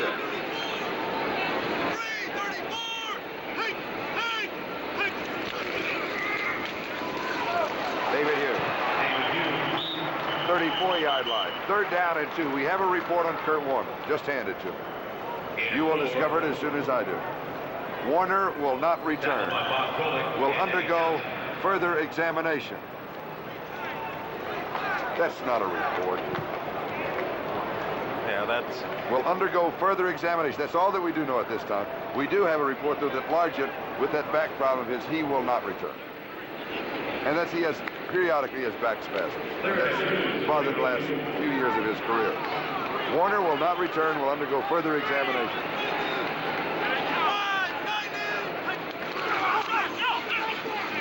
Zachary Dixon. 35-yard line. Short of the first down. He'll be short by about a yard. So Largent in this game, 2 receptions for 17 yards. His consecutive game receiving streak continues now at 92 games. Kurt Warner went down with what is expected to be a knee problem. They were x-raying the knee. That's all that we know. 10 carries and 40 yards. And the rest of the team has picked up the slack. Thank goodness they have, because you look at in the receiving corps, who is your number one player? Largent out of the game. Warner out of the game. I mean, they're really playing with 2 of their 3 star players on offense missing. Or Dave Craig being the third. Your impact players. Your impact players. Jeff West will be kicking to number 86, Brian Brennan. Impact players. They make things happen. This is a beautiful play. Fair catch call for. It's a 24-yard line. 42 yards on the catch. And so for the first time in the second half, Cleveland will move on offense. Paul McDonald, the quarterback. Mike Pruitt, the ace back, the single back that they will be running. They'll set up with 2 tight ends. They'll go with Deacon Jackson, Bab Delamalore. Paul Farron has been the right tackle, been spelled some by Ted Peterson. And it is Farron who is in there. Now we have another report. Possibility now that Largent may return. Here's Mike Pruitt.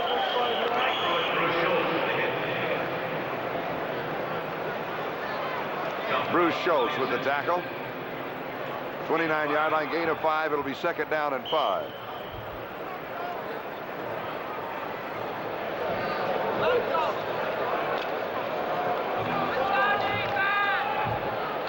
If you'll recall, at the end of the first half, we did not see Mike Pruitt in the offensive set for the Cleveland Browns. Basically, you could relate him to a John Riggin. When there's a possibility of a running game, he will be in there, and he carries such as here. And he is met and stopped. But once you get to the end of a half, where you know everybody's going to pass, he's going to come out and they'll cover him with a receiver or with Boyce Green, who is a better receiver than he is. Jeff Bryant leading the defense at the 30-yard line. It's 3rd down and 4. Pruitt, 11 carries. He's been held to 29 yards in 11 carries. It's not often that he is held to under 100. As I mentioned before, in the last 5 years, he's gone over 1,000 yards in 4 of those 5 years. Ozzie Newsome in motion. Here comes a blitz. Newsome, the pass behind him almost made the catch. Kenny Easley had the coverage. It will be 4th down and 4. The blitz forcing McDonald to throw too soon. You know, I like the way that Seattle is playing defense. They seem to be taking a few more chances than they did in preseason. Maybe that's intentional. In a passing situation, coming with a blitz, even they don't get the sack, what they do is, as you said, they force McDonald to throw the ball before he wanted to. Ozzie Newsome was in good shape, and if McDonald had the time, I think they would have had a completion. But he had to get rid of it. That's what they call those things a pressure. So they got a pressure. Steve Cox kicking to Paul John. 11:06, time remaining.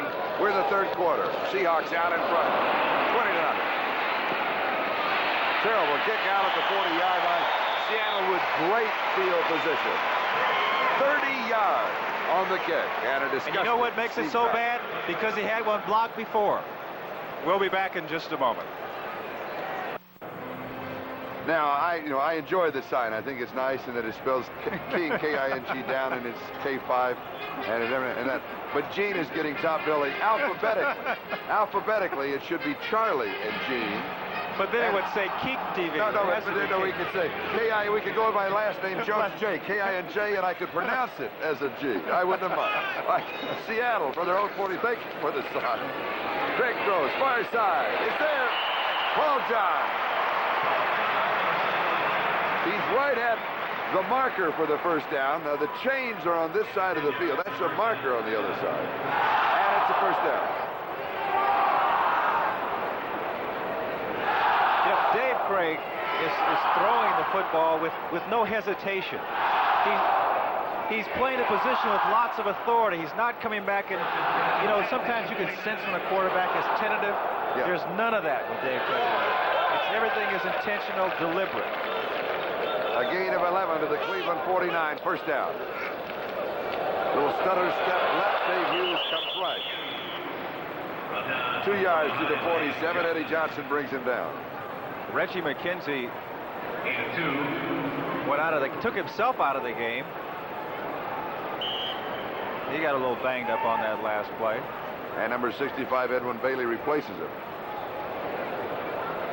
There you see Reggie with the trainer in the white on the side. I think that might be a cramp. Looks as though he's trying to work out a cramp in his leg. 2nd and 8.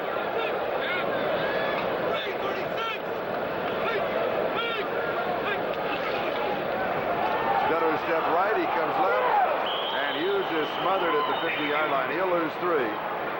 3rd down, 11, they'll be throwing. What's happening now is that Cleveland is saying, we're going to stop your run. They're bringing their linebackers, they're lining up close to the line of scrimmage, they're starting to blitz. They're forcing Seattle to throw the ball. It's the same thing the Raiders did to the Redskins in the Super Bowl. They say, look, if you're going to beat us, you're going to have to beat us throwing the ball. Now that Warner's out of the game, they're going to force Seattle to put the ball in the air because they're not as afraid now of having the back break it on them. Easier, Reggie Camp is the last tackle, easier to take the run away from Seattle when Kurt Warner is not in there. From the shotgun, a 4-man rush for the Browns. It incomplete. Daryl Turner, did he just miss the reception? Looked like he jumped up, everything, and the ball just kept on going. I wonder what happened. I'm at a loss of words for that one. I don't know. I mean, he missed it. I mean, clean. I mean, he didn't even deflect it. That's right.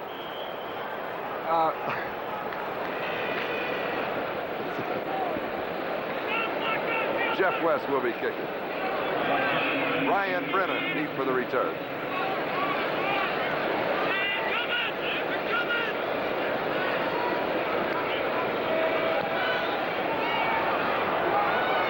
Brennan feels it at the 19. And he'll get about 8 yards on the return. 31-yard punt. Sam Merriman with the tackle. We'll take a timeout. 9:16 left to go in the third. Seahawks lead it 20-0. 8-yard return. This is Charlie Jones, Gene Washington, home opener for the Seattle Seahawks as they officially open the 1984 regular season, hosting the Cleveland Browns. Now, Seattle will be at home next week against San Diego here in the Kingdom. And Cleveland will be on the road again on the West Coast, albeit they're going back to Cleveland and then coming back to the West Coast. I'm surprised about that. And they will be playing in Anaheim, the Los Angeles Rams. Cleveland, first down, their own 27-yard line. Ozzie Newsome in motion. McDonald back to throw. Has pressure, and it is low to Boyce Green. Incomplete. Second down and 10, 27-yard line. Defensively, you have to figure that Cleveland's going to throw most of the time because they need to get some scores on the board and they need to get them on in a hurry. Right, to get back into the game.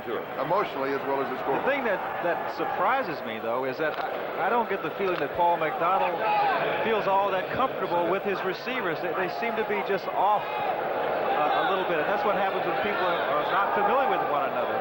The timing is just too off. He's completed only 6 of 16 for 71 yards. Harry Holt, the intended receiver, it's incomplete. Kenny Easley with the coverage. Cleveland will have a 3rd and 10. They have yet to convert on a 3rd down situation in the ballgame.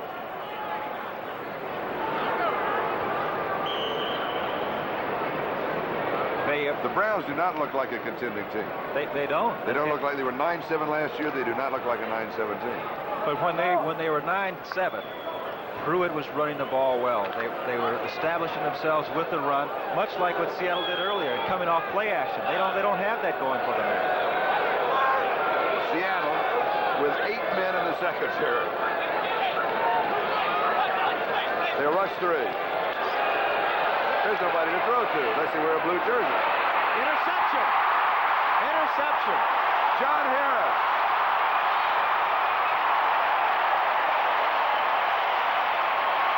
With the tip and the interception and an 11-yard return.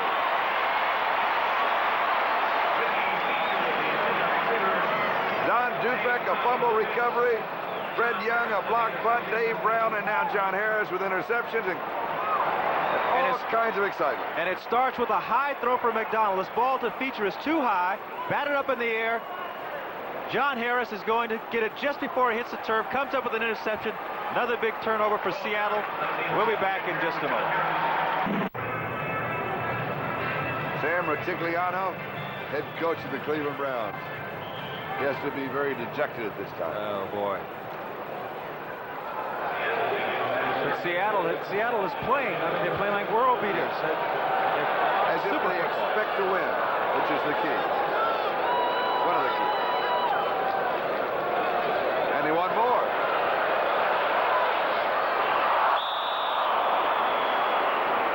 David Hughes. Should have had it, and he didn't. I think there have been more dropped passes in this game than even in the exhibition game. A very catchable ball. Easy. Extremely catchable. Right, sure. Yeah. One thing we haven't addressed ourselves to is during the offseason, the Seahawks felt one of their prime concerns would be to improve the defense. Now, with 8 minutes and 51 seconds left to go in the third, they've shut out a very good Cleveland Brown team, a good Cleveland Brown team coming into the ballgame. Now, maybe they haven't looked that good because of the defense of Seattle. But the Seahawks defense, they've been almost flawless. Incomplete. Darrell Turner, the intended receiver. Don Rogers with the coverage. There was a little stutter step. I thought maybe he was pushed or tripped. No, but the flag didn't go down. What happened? Now, this is the first mistake that Dave Craig has made all afternoon. This is a problem he had. He zeroes in on his receiver, and he's not watching the field. Don Rogers almost came up with an interception.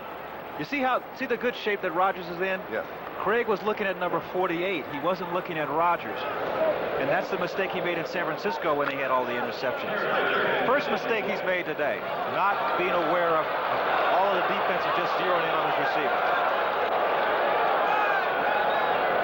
Third down and 10.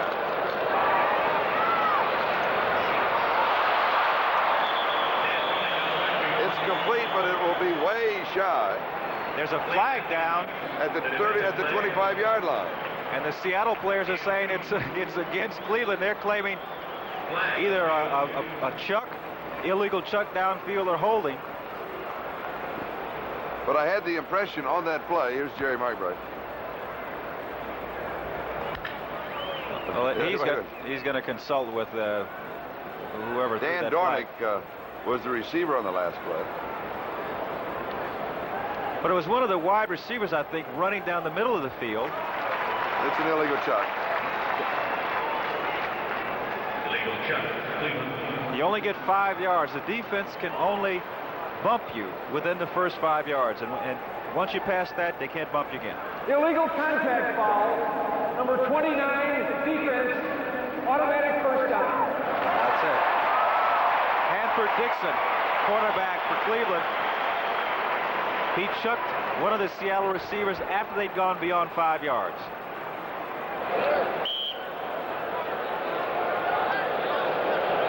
A first down for the Seahawks when their offense was sputtering. It's a good break for the Seahawks.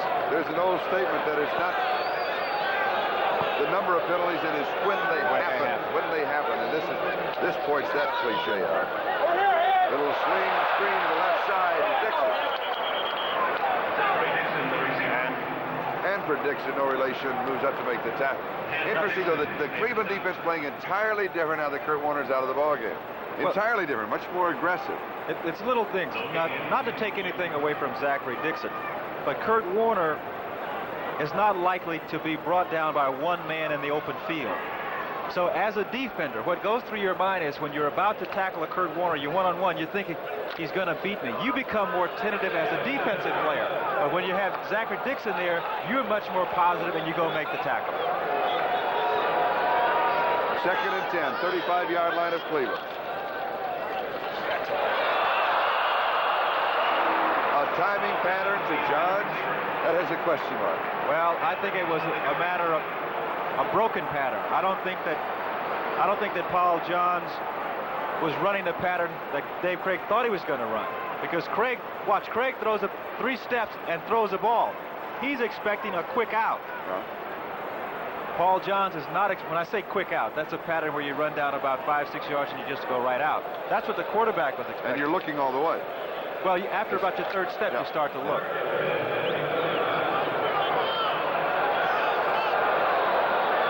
Johns was running a hook inside, wasn't he? Yeah. Third down 10.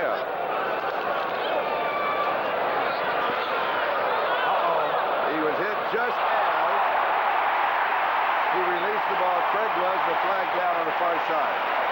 Darrell Turner, the receiver, the intended receiver. But you know, Charlie, this is a tough situation for a defensive back because that ball came out of there like a dead duck. And you don't know as a defensive back if the ball has been tipped or not. If it's tipped, it's live. It's anybody's ball. But the reason it's floating so much is because Craig's arm was hit. Got there too soon. He got there too soon. Pass interference, number 48, defense, first down. Called on Lars Johnson. And that puts a defensive back in an awkward situation. He just doesn't know. You know, you're so accustomed as a defensive player, if you get a sense that that ball is floating out there, you think maybe it was tipped. You don't know. It's tough. Twice in this drive on 3rd down and 10, the Browns have had a penalty with that carried with it an automatic first down. First down at the 23-yard line. Cleveland territory. Just over 7.5 minutes left to go in the third.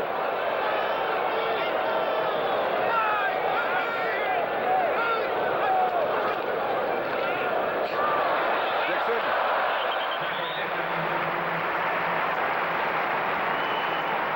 We'll give it 5 to the 18, marking second down and 5. Don Rogers with the tackle for the Cleveland Browns. Now Darrell Turner comes in.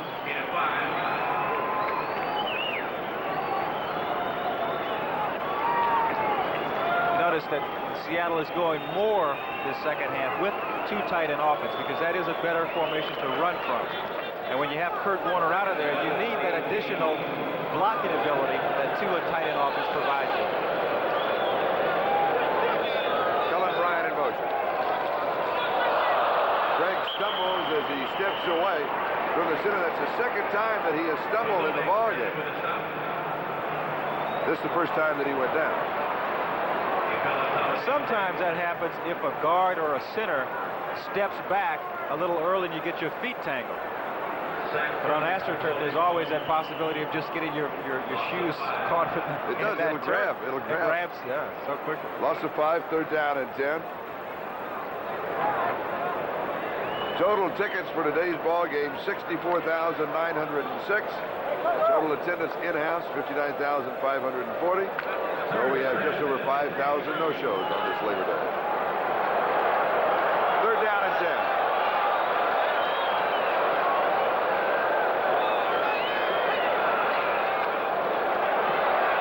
Oh, he's open. It's there.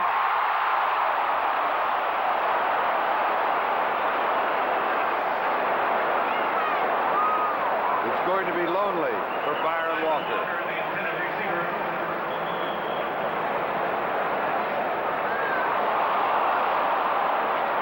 He's suffering from shock.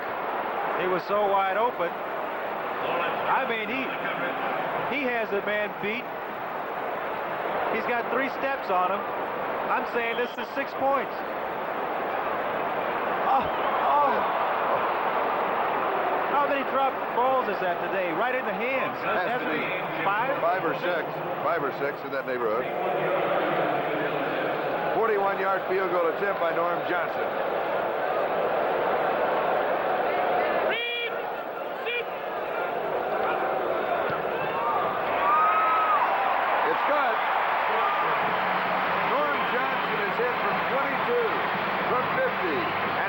From 41 yards.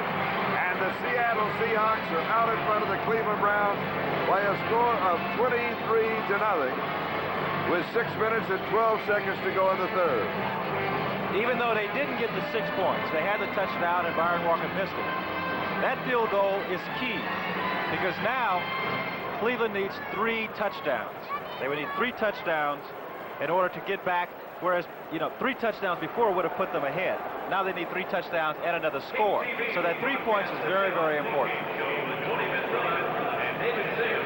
The reaction of a kicker. Very casual, I guess, when you hit your third one of the game. You expect to. 6 minutes and 12 seconds left to go, third. Seattle Seahawks 23 and Cleveland nothing. I'm not surprised that Seattle is leading. I'm not surprised that they have a reasonably large lead. What I am surprised is Cleveland shut out Cleveland. Well, I'm surprised that they have a large lead because if you look at the people around the league and how they projected things would go, Cleveland was rated at the top in their Central Division. Their Central Division. Yeah. I mean, they expect a lot of things from this team. Well, they haven't gotten it today. Norm Johnson kicking off. Here's Bruce Davis from the 2 to the 10, 15. And wrapped up by Fred Young. He's been everywhere. Number 3 draft choice out of New Mexico State.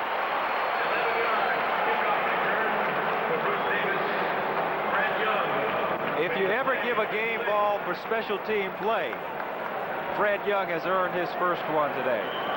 He has just been a phenom.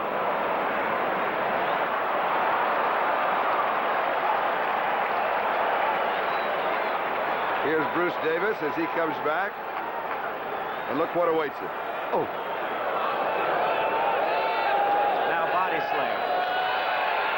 McDonald throws. Oh, it's an almost intercepted. Very easily almost had it.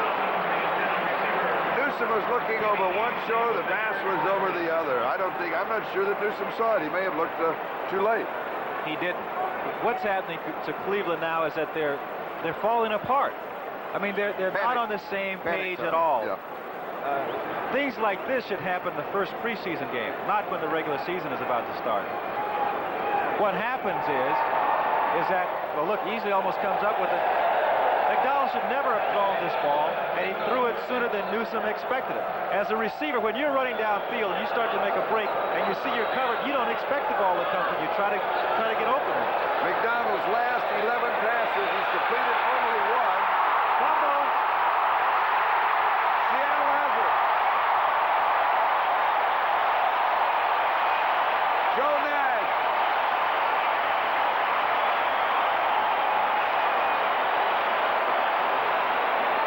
Now McDonald, last 12 times to throw. 1 completion, 8 incompletions, 2 interceptions, a sack in this fumble. Well, I would say bring in Tom Flynn. I was about to say the same thing. Now's the time to bring him out because it's gotten to the point to where they have to make some change. I think he's probably down on himself so much now that it can't help the team. Good thing for Seattle. At the Cleveland 7-yard line, first down, goal to go.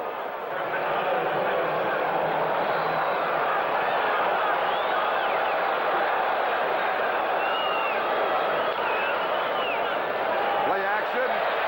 There's a crowd, incomplete. Mike Tice, the intended receiver. It'll be second down, goal to go. Don Rogers was the key man there for the Browns, but he had 2 teammates with him. That's the same play they scored on before. You know, it doesn't take a defense many times to figure out, hey, you beat me on that one. You're not going to get me again. You can beat me, but not on that one. Not on that one. No. That's right. We'll watch for the end zone. They did a pretty good job of holding, by the way, too. The officials, I think, missed that one. Someone had a hold of Tice's jersey early. The Seahawks defense, 2 interceptions, 2 fumble recoveries, a block punt. Second and goal to go. Incomplete. Tice again, the intended receiver. Charlie, the difference now is that Cleveland is not as afraid of the run. Yeah. They're not responding to play-action fakes as well. The reason Kurt Warner's not in there.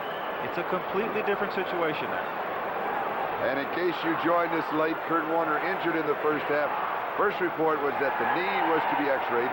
He did walk off of into the locker room by himself. The second report was that he needed further examination. That's all the information we have now. Third down, goal to go, 7-yard line. Dan Dornick. Had to struggle to get back to the line of scrimmage.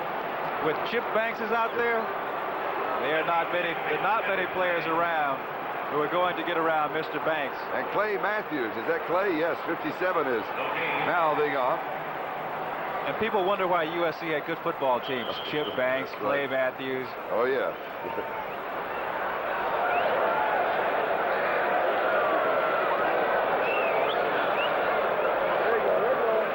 23-0.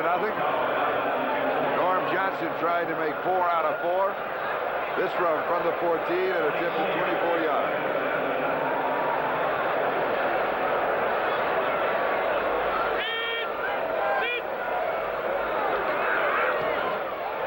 It's good. The Seahawks now lead 26-0 with 5:35 left to go, and we're still in the third quarter. We'll be back with the kickoff in just a moment. This is Charlie Jones, Gene Washington. 5:35 left to go, third quarter. Kingdom, Seattle 26, Cleveland nothing. Norm Johnson kicking off with Bruce Davis and Ernest Biner set for the return. Norm Johnson has just tied the club record with 4 field goals in 1 ball game. Here's Biner at the 5.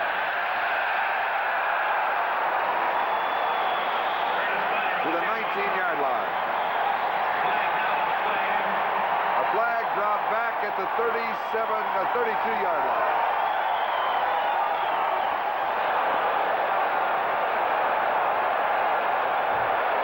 And we are having tippers clearing. We had offsetting personal fouls in the first half, which was a missed call by the officials. And remember, while all of this was going on,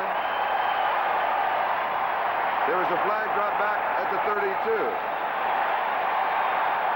And the officials are going, this game can get out of hand in a hurry. Because the last time you saw Clay Matthews and Chip Banks, and they were coming back and mouthing off to the offense of the Seahawks. I'm not saying that anyone's at fault. The Seahawks could be mouthing off to them and just hadn't been picked up at it. But we're getting to that point in a heated battle that the officials of the National Football League had better take control. And I know one of the officials on the plane last night was watching this game, kicking team. and he has to agree. Number 36 was offside. Kicking team declined. We have a personal foul, unnecessary roughness on number 26. Kicking team.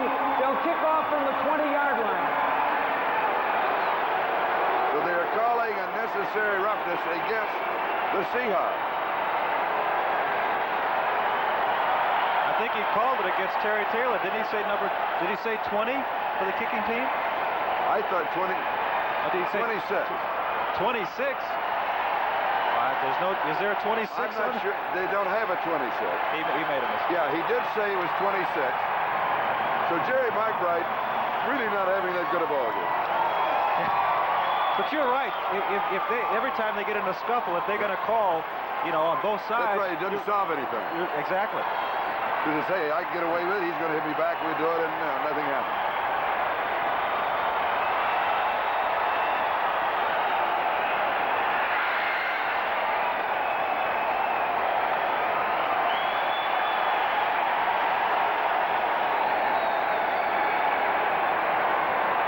Here comes the wave.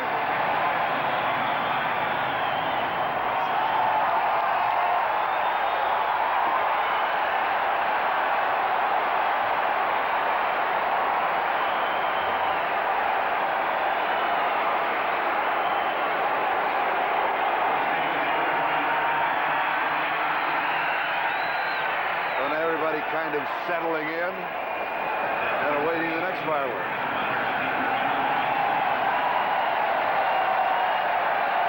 Cleveland Browns completely frustrated offensively and defensively by Seattle. Well, I think Cleveland obviously came into this game with very high expectations of their own, and no one more than Paul McDonald. I think that obviously they're very disappointed. Weiner takes it at the 23. And he is down at the 38-yard line. 15-yard kickoff return. Shelton Robinson on the stop for Sam Merrick. And McDonald stays in at quarterback. I thought that we might see Tom Fleck, third-year man from the University of Washington. I did too. I think change for the team's Not sake. because they're out of it, just to try and change and get anything going. But what they're doing is one way to avoid a quarterback controversy back in Cleveland. Almost intercepted by Keith Stetson. That might be it. That might be it. Time for the manager to come out of the bullpen.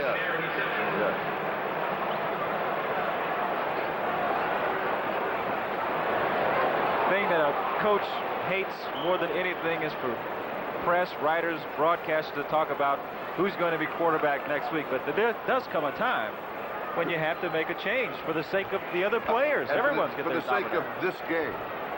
You can decide. You can decide about next week. Total yards 214 to 84. It is time for a change.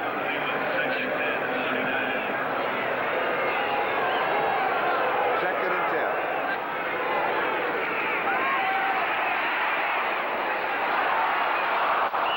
Third and 10. Duriel Harris, intended receiver. Now, a receiver. What happens to a receiver? Duriel Harris, experience, played at Miami. When you're running your routes and you're doing your job and you've learned and the ball's not there, the tendency is to start to cut your routes short. you say the quarterback's not getting enough time, maybe I have to cut my route short. The only thing that you accomplish is that you compound the problem. You only make it worse, but that is a tendency. Other people try to make adjustments, and it just makes a bad problem worse. 3rd down and 10.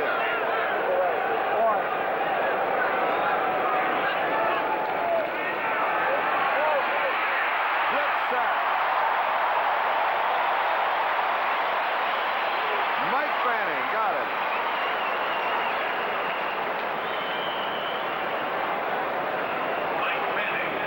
And Fanning injured on the play. Steve Cox, the kicker, is already in. It looks like maybe an ankle problem. They're taking his shoe off. Here's a program note. Following today's game, we will be returning to the final hours of the Jerry Lewis Extra Special, the Labor Day Muscular Dystrophy Telethon. Meanwhile, pledge numbers are appearing on your screen.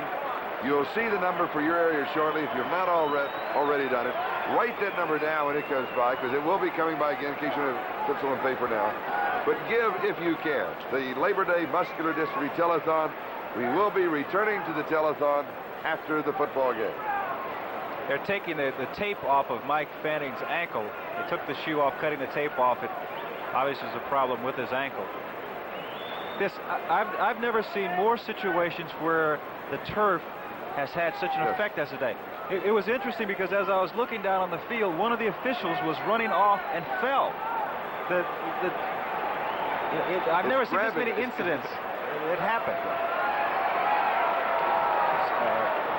Craig has fallen down a couple of times on it, of course, with the Warner being injured.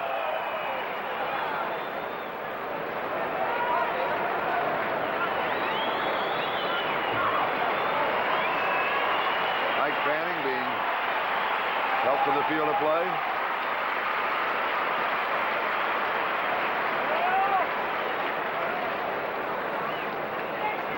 Yards passing, Cleveland 41 total. Seattle 140. 41. Paul Johns is the deep back for the Seahawks. Easley and Jackson are the two up.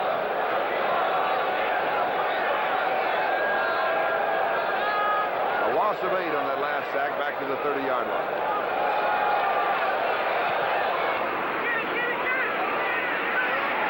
Kenny Easley. Easley to the 50. Easley with another good return, this one to the 47-yard line. I'm getting the feeling that Kenny Easley likes returning these punts. Yes. Yes. Nifty running. Now he almost stumbled on the turf he again. caught his toe and stumbled on the turf. 33 yards to the punt, a 17-yard return by Kenny Easley. Usually you see that happen when you put in a new surface, but to my knowledge, this isn't a new surface. I don't really quite understand why there's been so much tripping. Seattle at the Cleveland 47-yard line, first down. Just over 4.5 minutes left to go in the third, and Seattle leads 26-0. Zachary Dixon. 4 yards to the 43, second and 6, and Don Rogers makes the stop. Eddie Johnson also there. I will say this, that number 20, the free safety, Don Rogers, rookie, number 1 draft choice out of UCLA. Very active. He does sting you. And he's all over the field.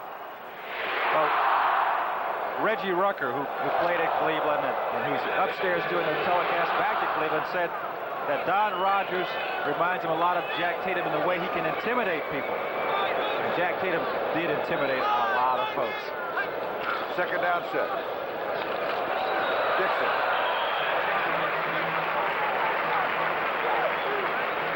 He'll have about 5. Should be third down and 1. Bob Golick with the tackle. Cleveland has yet to convert a third down opportunity, while Seattle has converted 5 of 11, but have not converted one in their last 6 opportunities. So they converted their first 5, and they haven't done one since then. Today's broadcast is for the private use of the audience. Any reuse of this program without the express written permission of the Seattle Seahawks is strictly prohibited. Third down and a yard.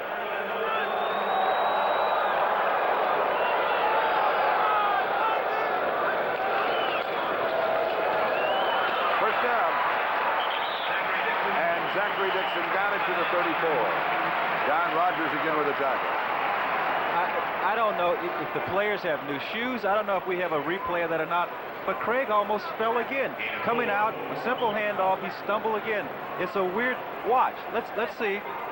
Look, I don't know what's going on. I've never seen this many cases of players stumbling on the turf. Could it be new shoes? Is that? It could happen with new shoes. That's one reason. That's a possibility.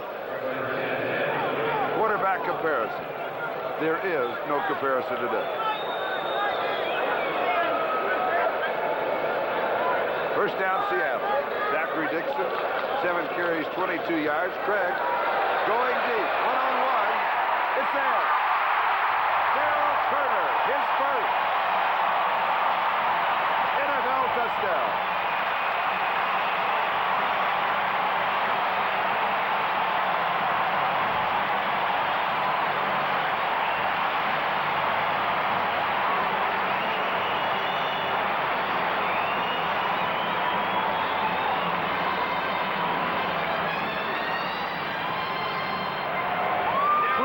Coming with the blitz. Dave Craig threw a beautiful pass. He threw it up there and he just let Turner run under it. And Lawrence Johnson is not a slow defensive back. He was won the sprinting in his college division, and I think he's wondering, where did this guy come from? Daryl Turner goes in for 6 points. 32-0. Here's the extra point attempt. It's good. 33-0. Dave Craig now 14 of 26, 179 yards, 3 touchdowns, and an interception. A 47-yard drive in 4 plays, and a 34-yard touchdown pass to Daryl Turner. This is a legal spike, and I'll bring that back up now. He'll be sorry that he did it. He'll be sorry that he spiked the ball. He will be? Yes. He already is, even as we speak. Even as we speak. Would you like to know why? No, you did say it was a legal. Legal spike. spike. It is legal. Yeah, but I'll come to that. But you know why he's sorry that he did it? Because he wanted. You almost had to. Hang on to that first one. You're right. Well, I gave you some time to pass around it. Yeah. But you know that the man that scores the touchdown, an emotional reaction, you can't come back and spike. But no high five, and don't spike it over the goalpost. As long as you're not premeditated. That's right. Dave Craig now has complete passes to 9 different receivers today in the season opener. Kind of share the wealth for the Seahawks. 33-0, 2:19 left to go in the third. Johnson kicking off.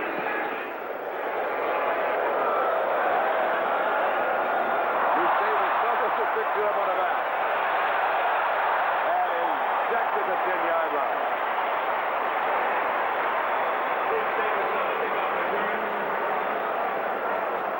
A report on Mike Fanning, who hurt his ankle. It just says injured right ankle, doubtful if he will return. So we don't know any more than that. It didn't take him that long to retape his ankle. He's not coming back.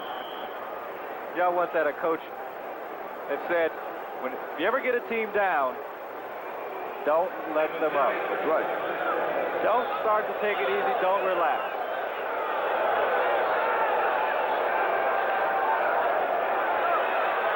McDonald still the quarterback. Almost intercepted. Ozzie Newsom, the intended receiver. Kenny Easley, he's been close to about 3 now.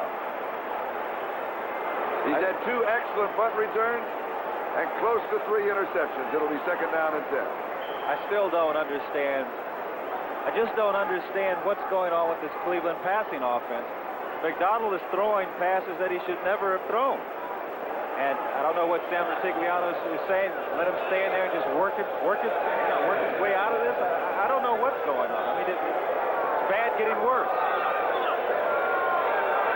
McDonald has completed 1 of his last 14 attempts.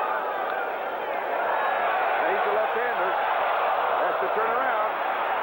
That's going to be... The pass is complete to Turiel Harris, provided Harris stayed in bounds throughout his route. Is that what you were going to say? No, what I was going to say, they were going to call a flag on Joe Nash. for roughing the quarterback, because he gave him a shot after he threw the ball, but evidently the officials decided that his momentum was carrying him. Let's watch on the left side of the screen. Well, and also he was way out of the pocket of the row. Well, he still, let's see, throws, Question, once he gets at a certain point, he becomes a runner. Once he gets that far outside the pocket. Mike Pruitt carries just to change the pace of running game. 49-yard line of Seattle. It'll be 2nd down and 1. If Seattle can record a shutout today, it would be the only one. Yesterday there were none. No shutouts yesterday. You've been talking to Lou Gellos, haven't you? You didn't come up with How did you know that? How did you? Lou is on top of those things. I know. I've worked with him.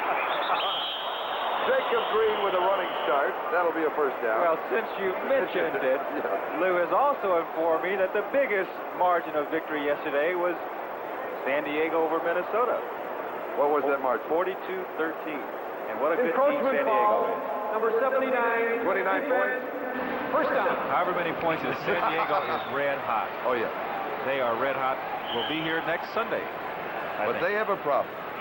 San Diego's a problem with Kellen Winslow. Oh, he said he's going to retire. That's right. If they don't renegotiate, he's on a cruise to the Caribbean as of next Friday. That's what he said. Seattle 44, 1st down Cleveland. McDonald over the middle. Pass is complete to Ricky Feature. Dropped in his tracks. Charlie, now, a quarterback in this situation, and maybe what Sam Retigliano is saying, okay, you can't get any worse. If you pull him out now you have the confidence factor to deal with next week. Can't get any worse. Stay in there, try to get some success, so next week you can just say, this was a fluke, forget about it, and go on. Maybe that's their reasoning for not bringing someone. Could be.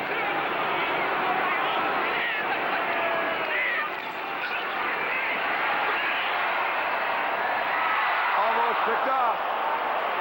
Dave Brown for the defense, Duriel Harris for the offense. Retigliano may be saying something else. He may be saying, McDonald, you're our quarterback. We're going to win with you. We're going to lose with you.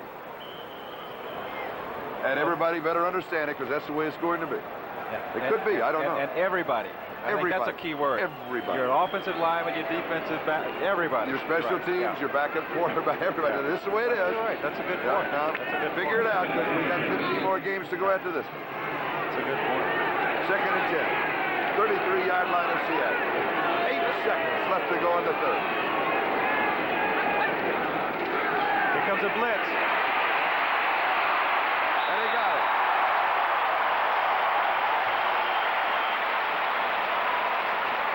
Jeff Bryant and Joe Nance. The Seahawks brought everyone on that one except the water boy. Their 5th sack. Watch 35. Dufek, he comes on the blitz from the left side.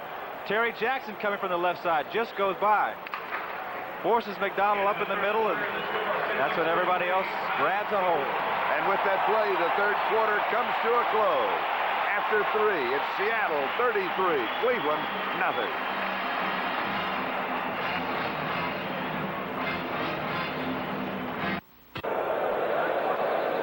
This is Charlie Jones, Gene Washington, and this special King 5 telecast. The 1984 NFL opener for the Seahawks here in the Kingdom. A look at the statistics. 2 3/4, all ballast way to the Seahawks side. 3rd down, 15. Tipped, incomplete. Cleveland now has had in this ball game 9 3rd down opportunities. They have not converted one single solitary one. Let's go back. We'll look at those statistics again. You didn't really get a chance to look at them. But they don't really tell the tale. I mean, the game is so imbalanced. Even more so. The statistics are about 2 to 1. The game even more so. 33 to 0. Why not? 4th down, 15. Go for it.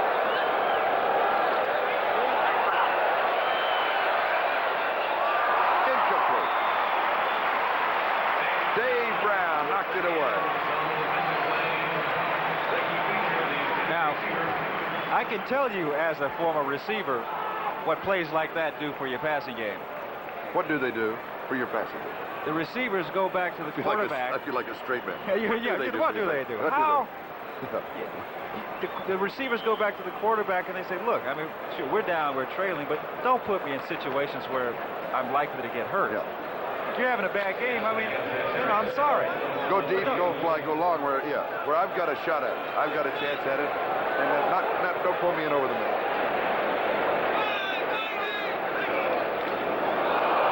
A fumble on the exchange from center. Seattle retains possession, a loss of 3 to the 35. It'll be second down, 13. Paul McDonald has completed in the game 8 of 27. You know why the fumble occurred? Because there was a change at center. I think Connie Kawhi is in there at center, and whenever you make that change, quarterback and center, invariably you have a problem or two. You're right. And now, even though belated, Tom Fleck is beginning to loosen up on the sideline for the Cleveland Browns. Number 10, their number 2 quarterback. Here's Dixon. Zachary Dixon on the sweep left. Divided by Hanford Dixon. Gain of 3. And there is the man that we were talking about, Tom Fleck, from the University of Washington, talking to Sam Ratigliano.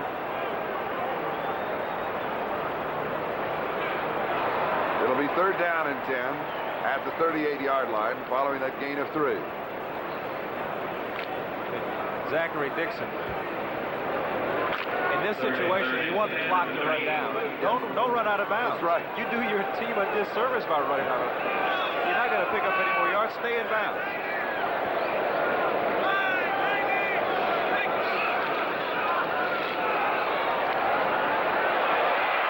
Incomplete. Flag dropped to the far side. Back near the line of scrimmage. Number 27, Al Gross, had the coverage. Paul Johns coming back, number 85. Here's the flag. Illegal procedure. He turned around and he didn't point either side. Illegal formation. Number 64 in the backfield. 6 men in the line. Penalty declined. 4th down. Illegal formation. Ron Essig was lined up in the backfield. Ron Essig is the left tackle, number 64. He wasn't up on the line of scrimmage. Made it an illegal formation. There's Flick. Jeff West will be kicking. Brian Brennan. Fair catch, 25-yard line. So Cleveland will take over their own 25-yard line. And we'll be back in just a moment to the Kingdome. A 37-yard punt. They'll have a new quarterback. Here is number 10, Tom Fleck, 6'3", 190 pounds, University of Washington, in his 3rd year, completing 65% of his passes in preseason. And he'll hand off on the... No, he's doing a throw right out of the box. And he is hit. Fumble. Jeff Bryant hit him. Recovered by Seattle. You know who feels best about just what happened? It's a funny thing to say. Not Seattle. Paul McDonald. He's probably saying, look, fellas, see? It's not my fault. Not my fault. Look at this. Jeff Bryant.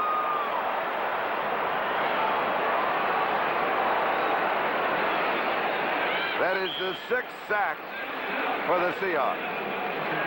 And we still have 13:57 to go in the game. There's Paul McDonald. 21-yard line. Cleveland. Seattle has the ball, first down. Now they'll run. They'll run every down from here in. They would expect. Oh, yeah.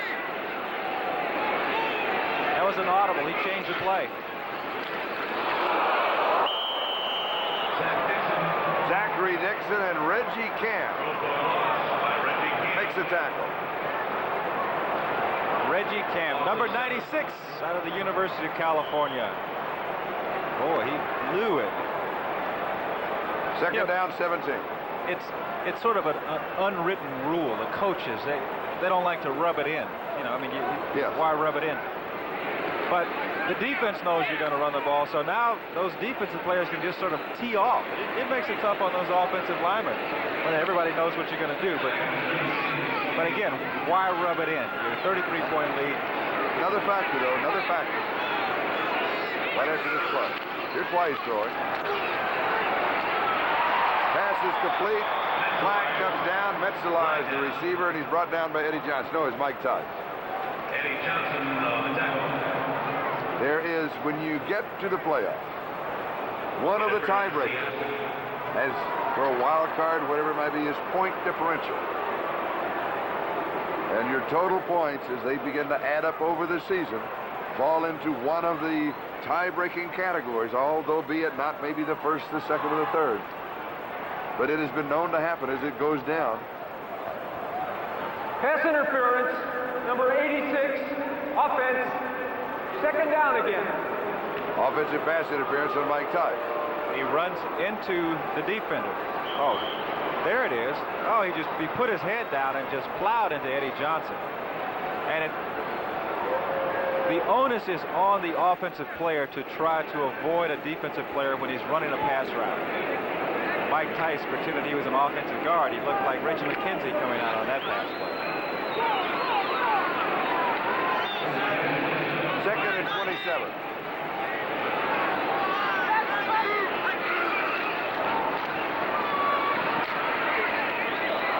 Good defensive play. Reached around and knocked it down. Third and 27. Tice, the intended receiver. Hanford Dixon. Good play. An offensive line for Seattle now. Ron Essig, Edwin Bailey, Connie Kawhi, Robert Pratt, Bob Kreider. Third and 27. The Seahawks did not run a lot of time off of the clock. 13:01 penalties and incompletions. 13:01 left to go in the ball game. This is a good time for a screen or a draw. They probably won't run either one since they've lined up in that spread formation, the shotgun. Sack.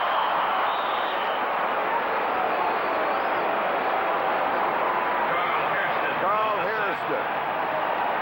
Acquired from the Eagles by the Cleveland Browns. Good pass rusher. That's the reason why. The fumble recovery started at the 21-yard line. The Seahawks made tracks back to midfield, so they'll be punting. Better for the punter's average. Yes. You always see the bright side of things. Jeff West will be kicking. Ryan Brennan is the return man.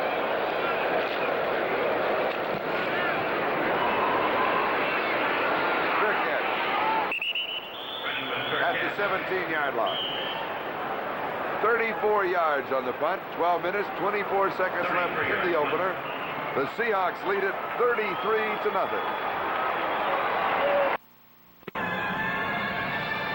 This is Charlie Jones, Gene Washington, 12 minutes, 24 seconds left here at the Kingdom in this King 5 telecast, and a special telecast on a special Labor Day weekend of the home opener of the Seattle Seahawks. And of course, after the ball game, we'll be going right back to the Jerry Lewis Telethon.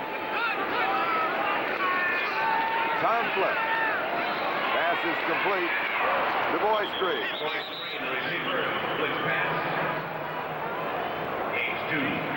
Gain of a couple to the 19. It'll be second down and 8. Bruce Schultz made the tackle.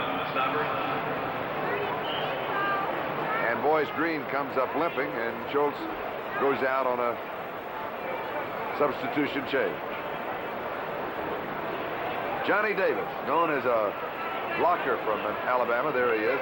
Usually used in short yardage as a lead blocker. You saw just a glimpse of Paul McDonald, the starting quarterback, had a terrible afternoon on the phones to the coaches upstairs. Second down and 8. Here's the draw. Mike Pruitt. A yard to the 20. It'll be third down and 7. Don Dufek makes the tackle. Mike Pruitt, 14 carries for 40 yards. And now Flick will be throwing. The defense knows he'll be throwing. I'm still, though, surprised that we haven't gotten any further word on Warner's injury, unless they took him to a hospital for further examination. I think that's what they did. I would assume that. Because they want to make sure. Probably, there's X-ray equipment here at the Kingdom. There's much more to hospital in different angles, and they can double-check everything. Flick with pressure, he's sacked.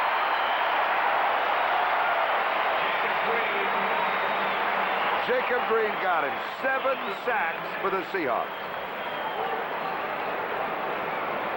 Well, as they say in Long Beach, Jacob is whooping Paul Farron like he stole something. Stole something? Like he stole anything. On the right side of your screen, number 74 trying to block number 79, and it doesn't work. Steve Cox will be kicking. Paul Johns will be returning. By the way, Long Beach is where Poly High School is. I know, that's where you go to school, and they all went to school. Unfortunately, it burned down. No, it's not true. It's not true. Oh, that's a great kick. 39-yard line. Paul Johns to the 45. 50. Returns near the 45-yard line. 16 yards and return a 49-yard punt. We'll take a timeout. 10-13 left to go in the ballgame. Seahawks lead it 33-0. Jim Zorn is now the quarterback for the Seattle Seahawks. His first appearance in the ballgame. Dave Craig with a terrible last preseason game against the 49ers. An excellent game today. 14 of 28, 179 yards, 3 touchdowns, 1 interception. And those statistics don't tell the true story of his performance, in my opinion. I think he was magnificent. Yes. David Hughes. Hughes, the ball carrier, to the 40-yard line, gain of 5. It'll be 2nd down and 5.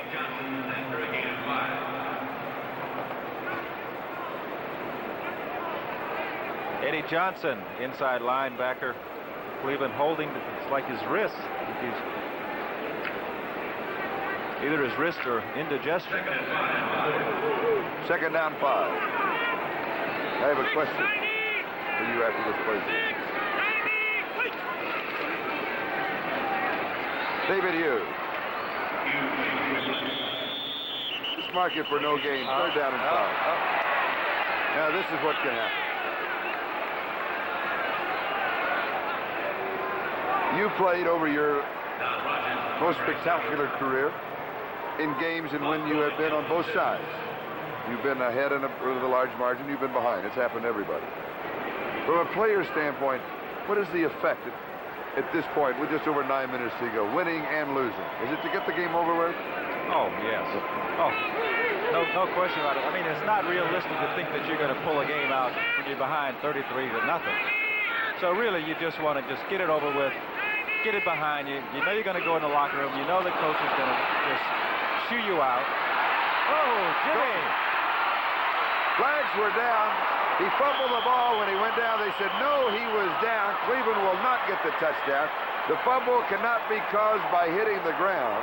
But there were a couple of flags, so Cleveland was offside, so they could have gotten the ball back anyway. However, I'm not sure that he was down when he fumbled it. So we'll look again at this one. Give us something to kind of chew on here in a game that's gotten out of hand 33-0.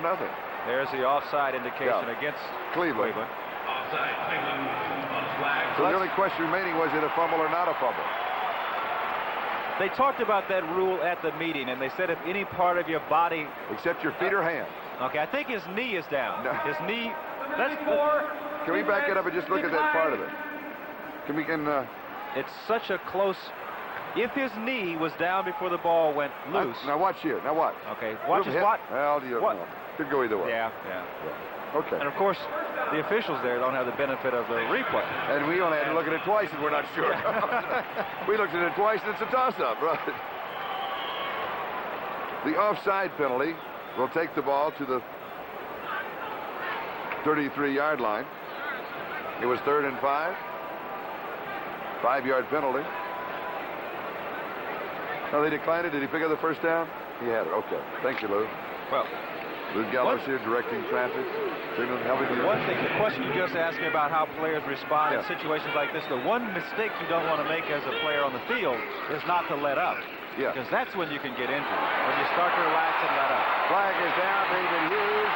Fumble. Cleveland picks up the ball. Chip Banks. A lateral.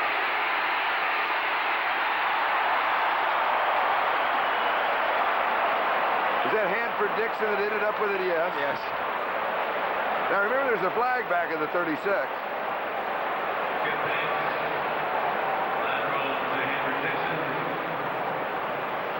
I think they saw the tape of the Stanford-Cal game. Number 31, offense, penalty declined, first down that way. Here we go again. Chip Banks is going to come up with a loose ball. Then he thinks he's a USC running back. Then he says, no, I'm not a running back. I'll give it to someone who can.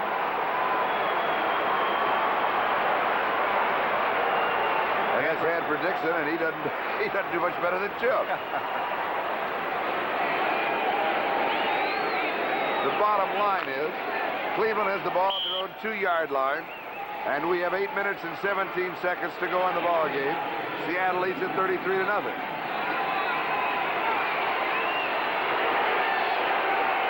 So we've had a little bit of everything.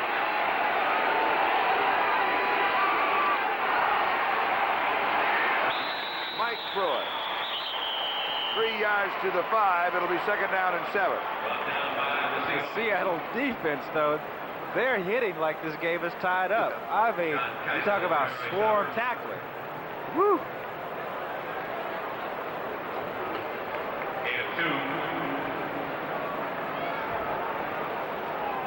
Right after this play, we'll take a look at the scores in the National Football League of the games played yesterday afternoon.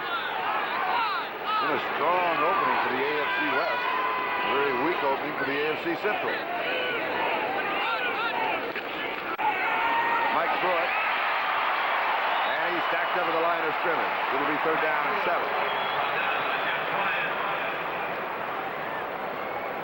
Atlanta defeating New Orleans. Denver by 3 over Cincinnati, so Cincinnati loses. Pittsburgh loses by 10. Their Central Division teams. Kansas City wins for the West. Raiders win for the West. Houston loses for the Central. Miami wins for everybody. Washington loses. New England, good ball. You did that. They got a good ball club, right? They do. Big, strong offensive line. The Jets, I'm afraid that the Indianapolis Colts are in for a long year. Pretty good ball game for the Giants. They look pretty good from what I hear. And they win by 1. Third down 7. Flags and miscues and whistles, and the clock is stopped at the 6:47 mark. Cleveland is 0 for 10 in third down conversions. Let's go back to those scores again. Green Bay over St. Louis. That's a big upset. St. Louis expected to chase the Dallas and Washington. San Diego coming in here next week. And if they have Kellen Winslow, if they're able to resolve that situation, there, my boys pulled it out. Yeah, I was but worried. They had to struggle. They had to struggle. They've always had problems with Detroit. Well, they did again yesterday. Sims is some kind of running back. And Chicago over Tampa Bay.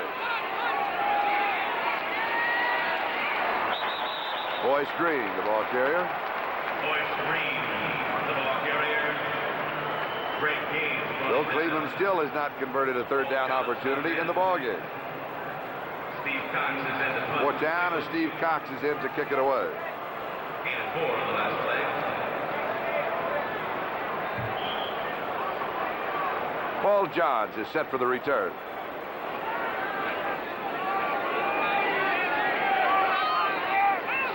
And it appears as though Seattle will get on the scoreboard again. They're going to have excellent field position. 6 minutes to go.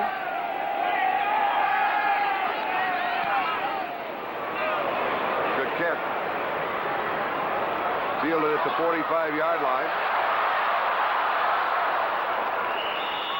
And a 9-yard return for Paul Johns. 47 yards on the kick. Scott Nicholas makes the tackle. Gene, in the past, you and I have talked about games like this. You've suggested what is known in television as the uncle rule.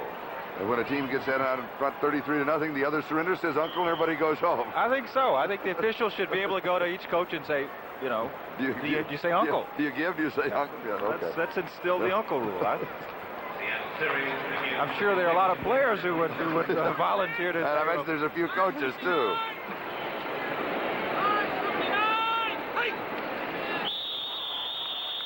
Zorn just changing the cadence, pulls people with him. Now the question is, was he pulled off? They check with the officials. Is it a false start, or you can tell by the way they march for the ball? Encroachment, number 72, defense. Not pulled off. First down. First down and 5. Now at the 41-yard line of Cleveland.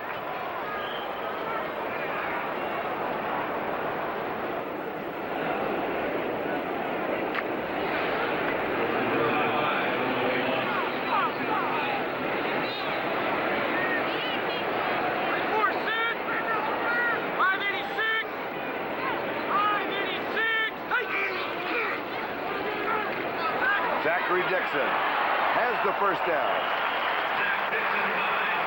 Got a good block from David Hughes. Al Gross with the tackle. Number 46, David Hughes at the fullback position. Watch this block, the lead block.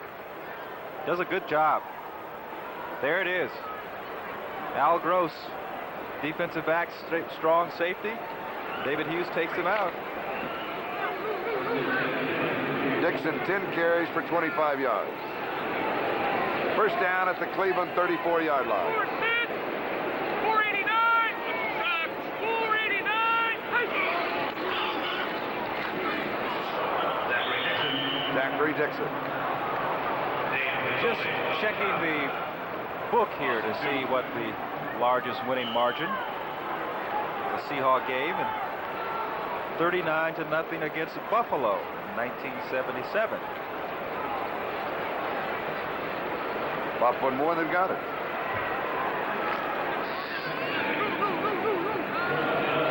Second down, 12.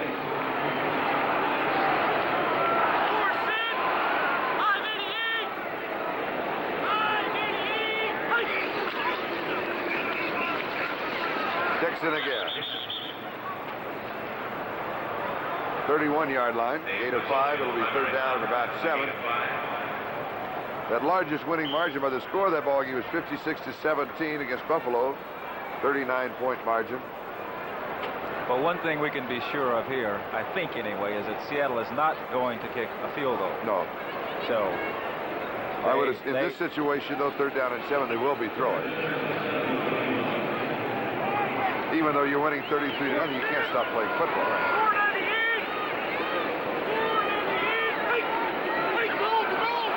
Offside. Did not get back in time. I think they'll take the play. Take the play. He made the first down. 23-yard line. Needed 7, and he got 9, and it'll be a first down. The flag's, of course, stopping the clock. They'll refuse it. Number 72, defense, decline, first down.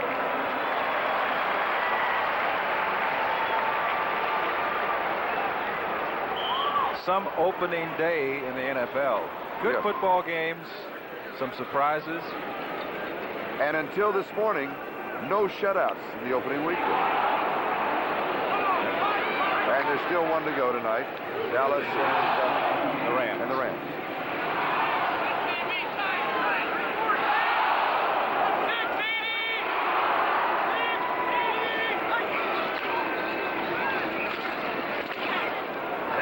Dixon, brought down by Al Gross. Now, from a running back standpoint, they've been, it's Dixon in the middle, Dixon to the left, and Dixon to the right. Everybody knows that's what they're doing. They're trying to run down the clock. Dixon's got to say, wait a minute. Wait, King's X. You won't install the uncle rule, but what about a little play action fake and throw to somebody else? Second down and 11. Dixon, 14 carries, 36 yards rushing. This is when the single wing starts to look good for a running back, right? Yes. David Hughes.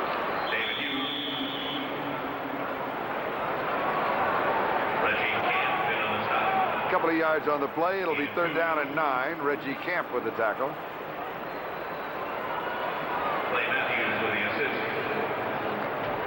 Now, when it was 3rd and 7 a moment ago, I expected them to throw. They did not. They ran.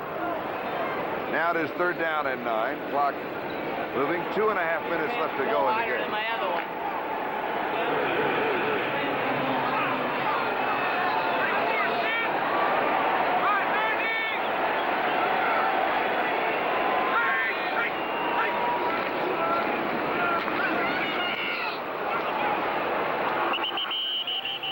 Dixon to the line of scrimmage, and that's about it. Dave Fazzulli, now the nose tackle, number 72 from Pittsburgh, played his collegiate ball there. I think Dixon is injured. Taken in the 6th round a year ago. The one thing you do not want to have. Oh.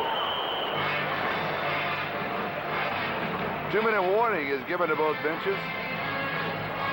Dixon is the injured player.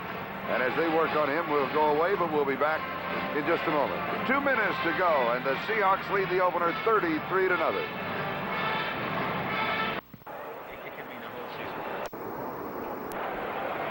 Charlie, you hate to see a player go down with an injury at any time, but you have to think about Seattle and the fact that they've obviously won this first game and now moving on. We don't know the extent of Kurt Warner's injury, and Zachary Dixon is injured where if he's out for a couple of games, now you have to think that the Seahawks have to look for a running back in a trade situation. They're going to have to, yes, I would think so. Randall Morris can't come back for 4 weeks. He went on injured reserve, so they don't have him available. And we might as well address ourselves to it. Now, this is not rumor. Listen very carefully to what I'm going to say. This is only a thought, not speculation, not a rumor. We don't know anything. To get a quality running back, it takes a quality ball player. Who could Seattle give up as a quality ball player right now in this situation? The first name that has to come to mind, let me be the one to say it, is Jim Zorn. That's how you're. That's the way that you can go after, because he's a quality quarterback. You can go after a quality running back. Eric Clay, shoot to the left side. Eric may solve the problem himself. Eric says, "Wait a minute, hold it. Just because I'm 3 on the depth chart doesn't mean I'm 3 in my heart." But the problem is there's no one behind Eric. That's right. He's the last running back on the roster. They were carrying 3. I shouldn't say running back. 3 in the tailback spot. Yeah. The other players are fullbacks. Yeah. And they're good at the fullback spot, but they're not the tailback types. First down, goal to go. And again, that's not speculation. We don't know any. It's not rumor. It is just. It's a thought under the situation. That's called reality. It is reality. Now, this is reality. This is Chuck Knox reality, and I like it. I like what he's doing. Fans don't understand. Fans don't understand. I like what he's doing. He said, we have the ball game won. No sense of fooling around. We're this close, you know. We're 143. Let the clock run. Really? And I tell you, Sam Retigliano, who's on the other side, appreciates that, because, and Knox has been in this situation before himself. It is what I call a professional move. This is class. A chance for us to be able to mention the people involved in today's telecast. Our game was produced by James Burns, directed by Mark Warner, our technical director Dixon Williams, Mark Mono, our associate producer.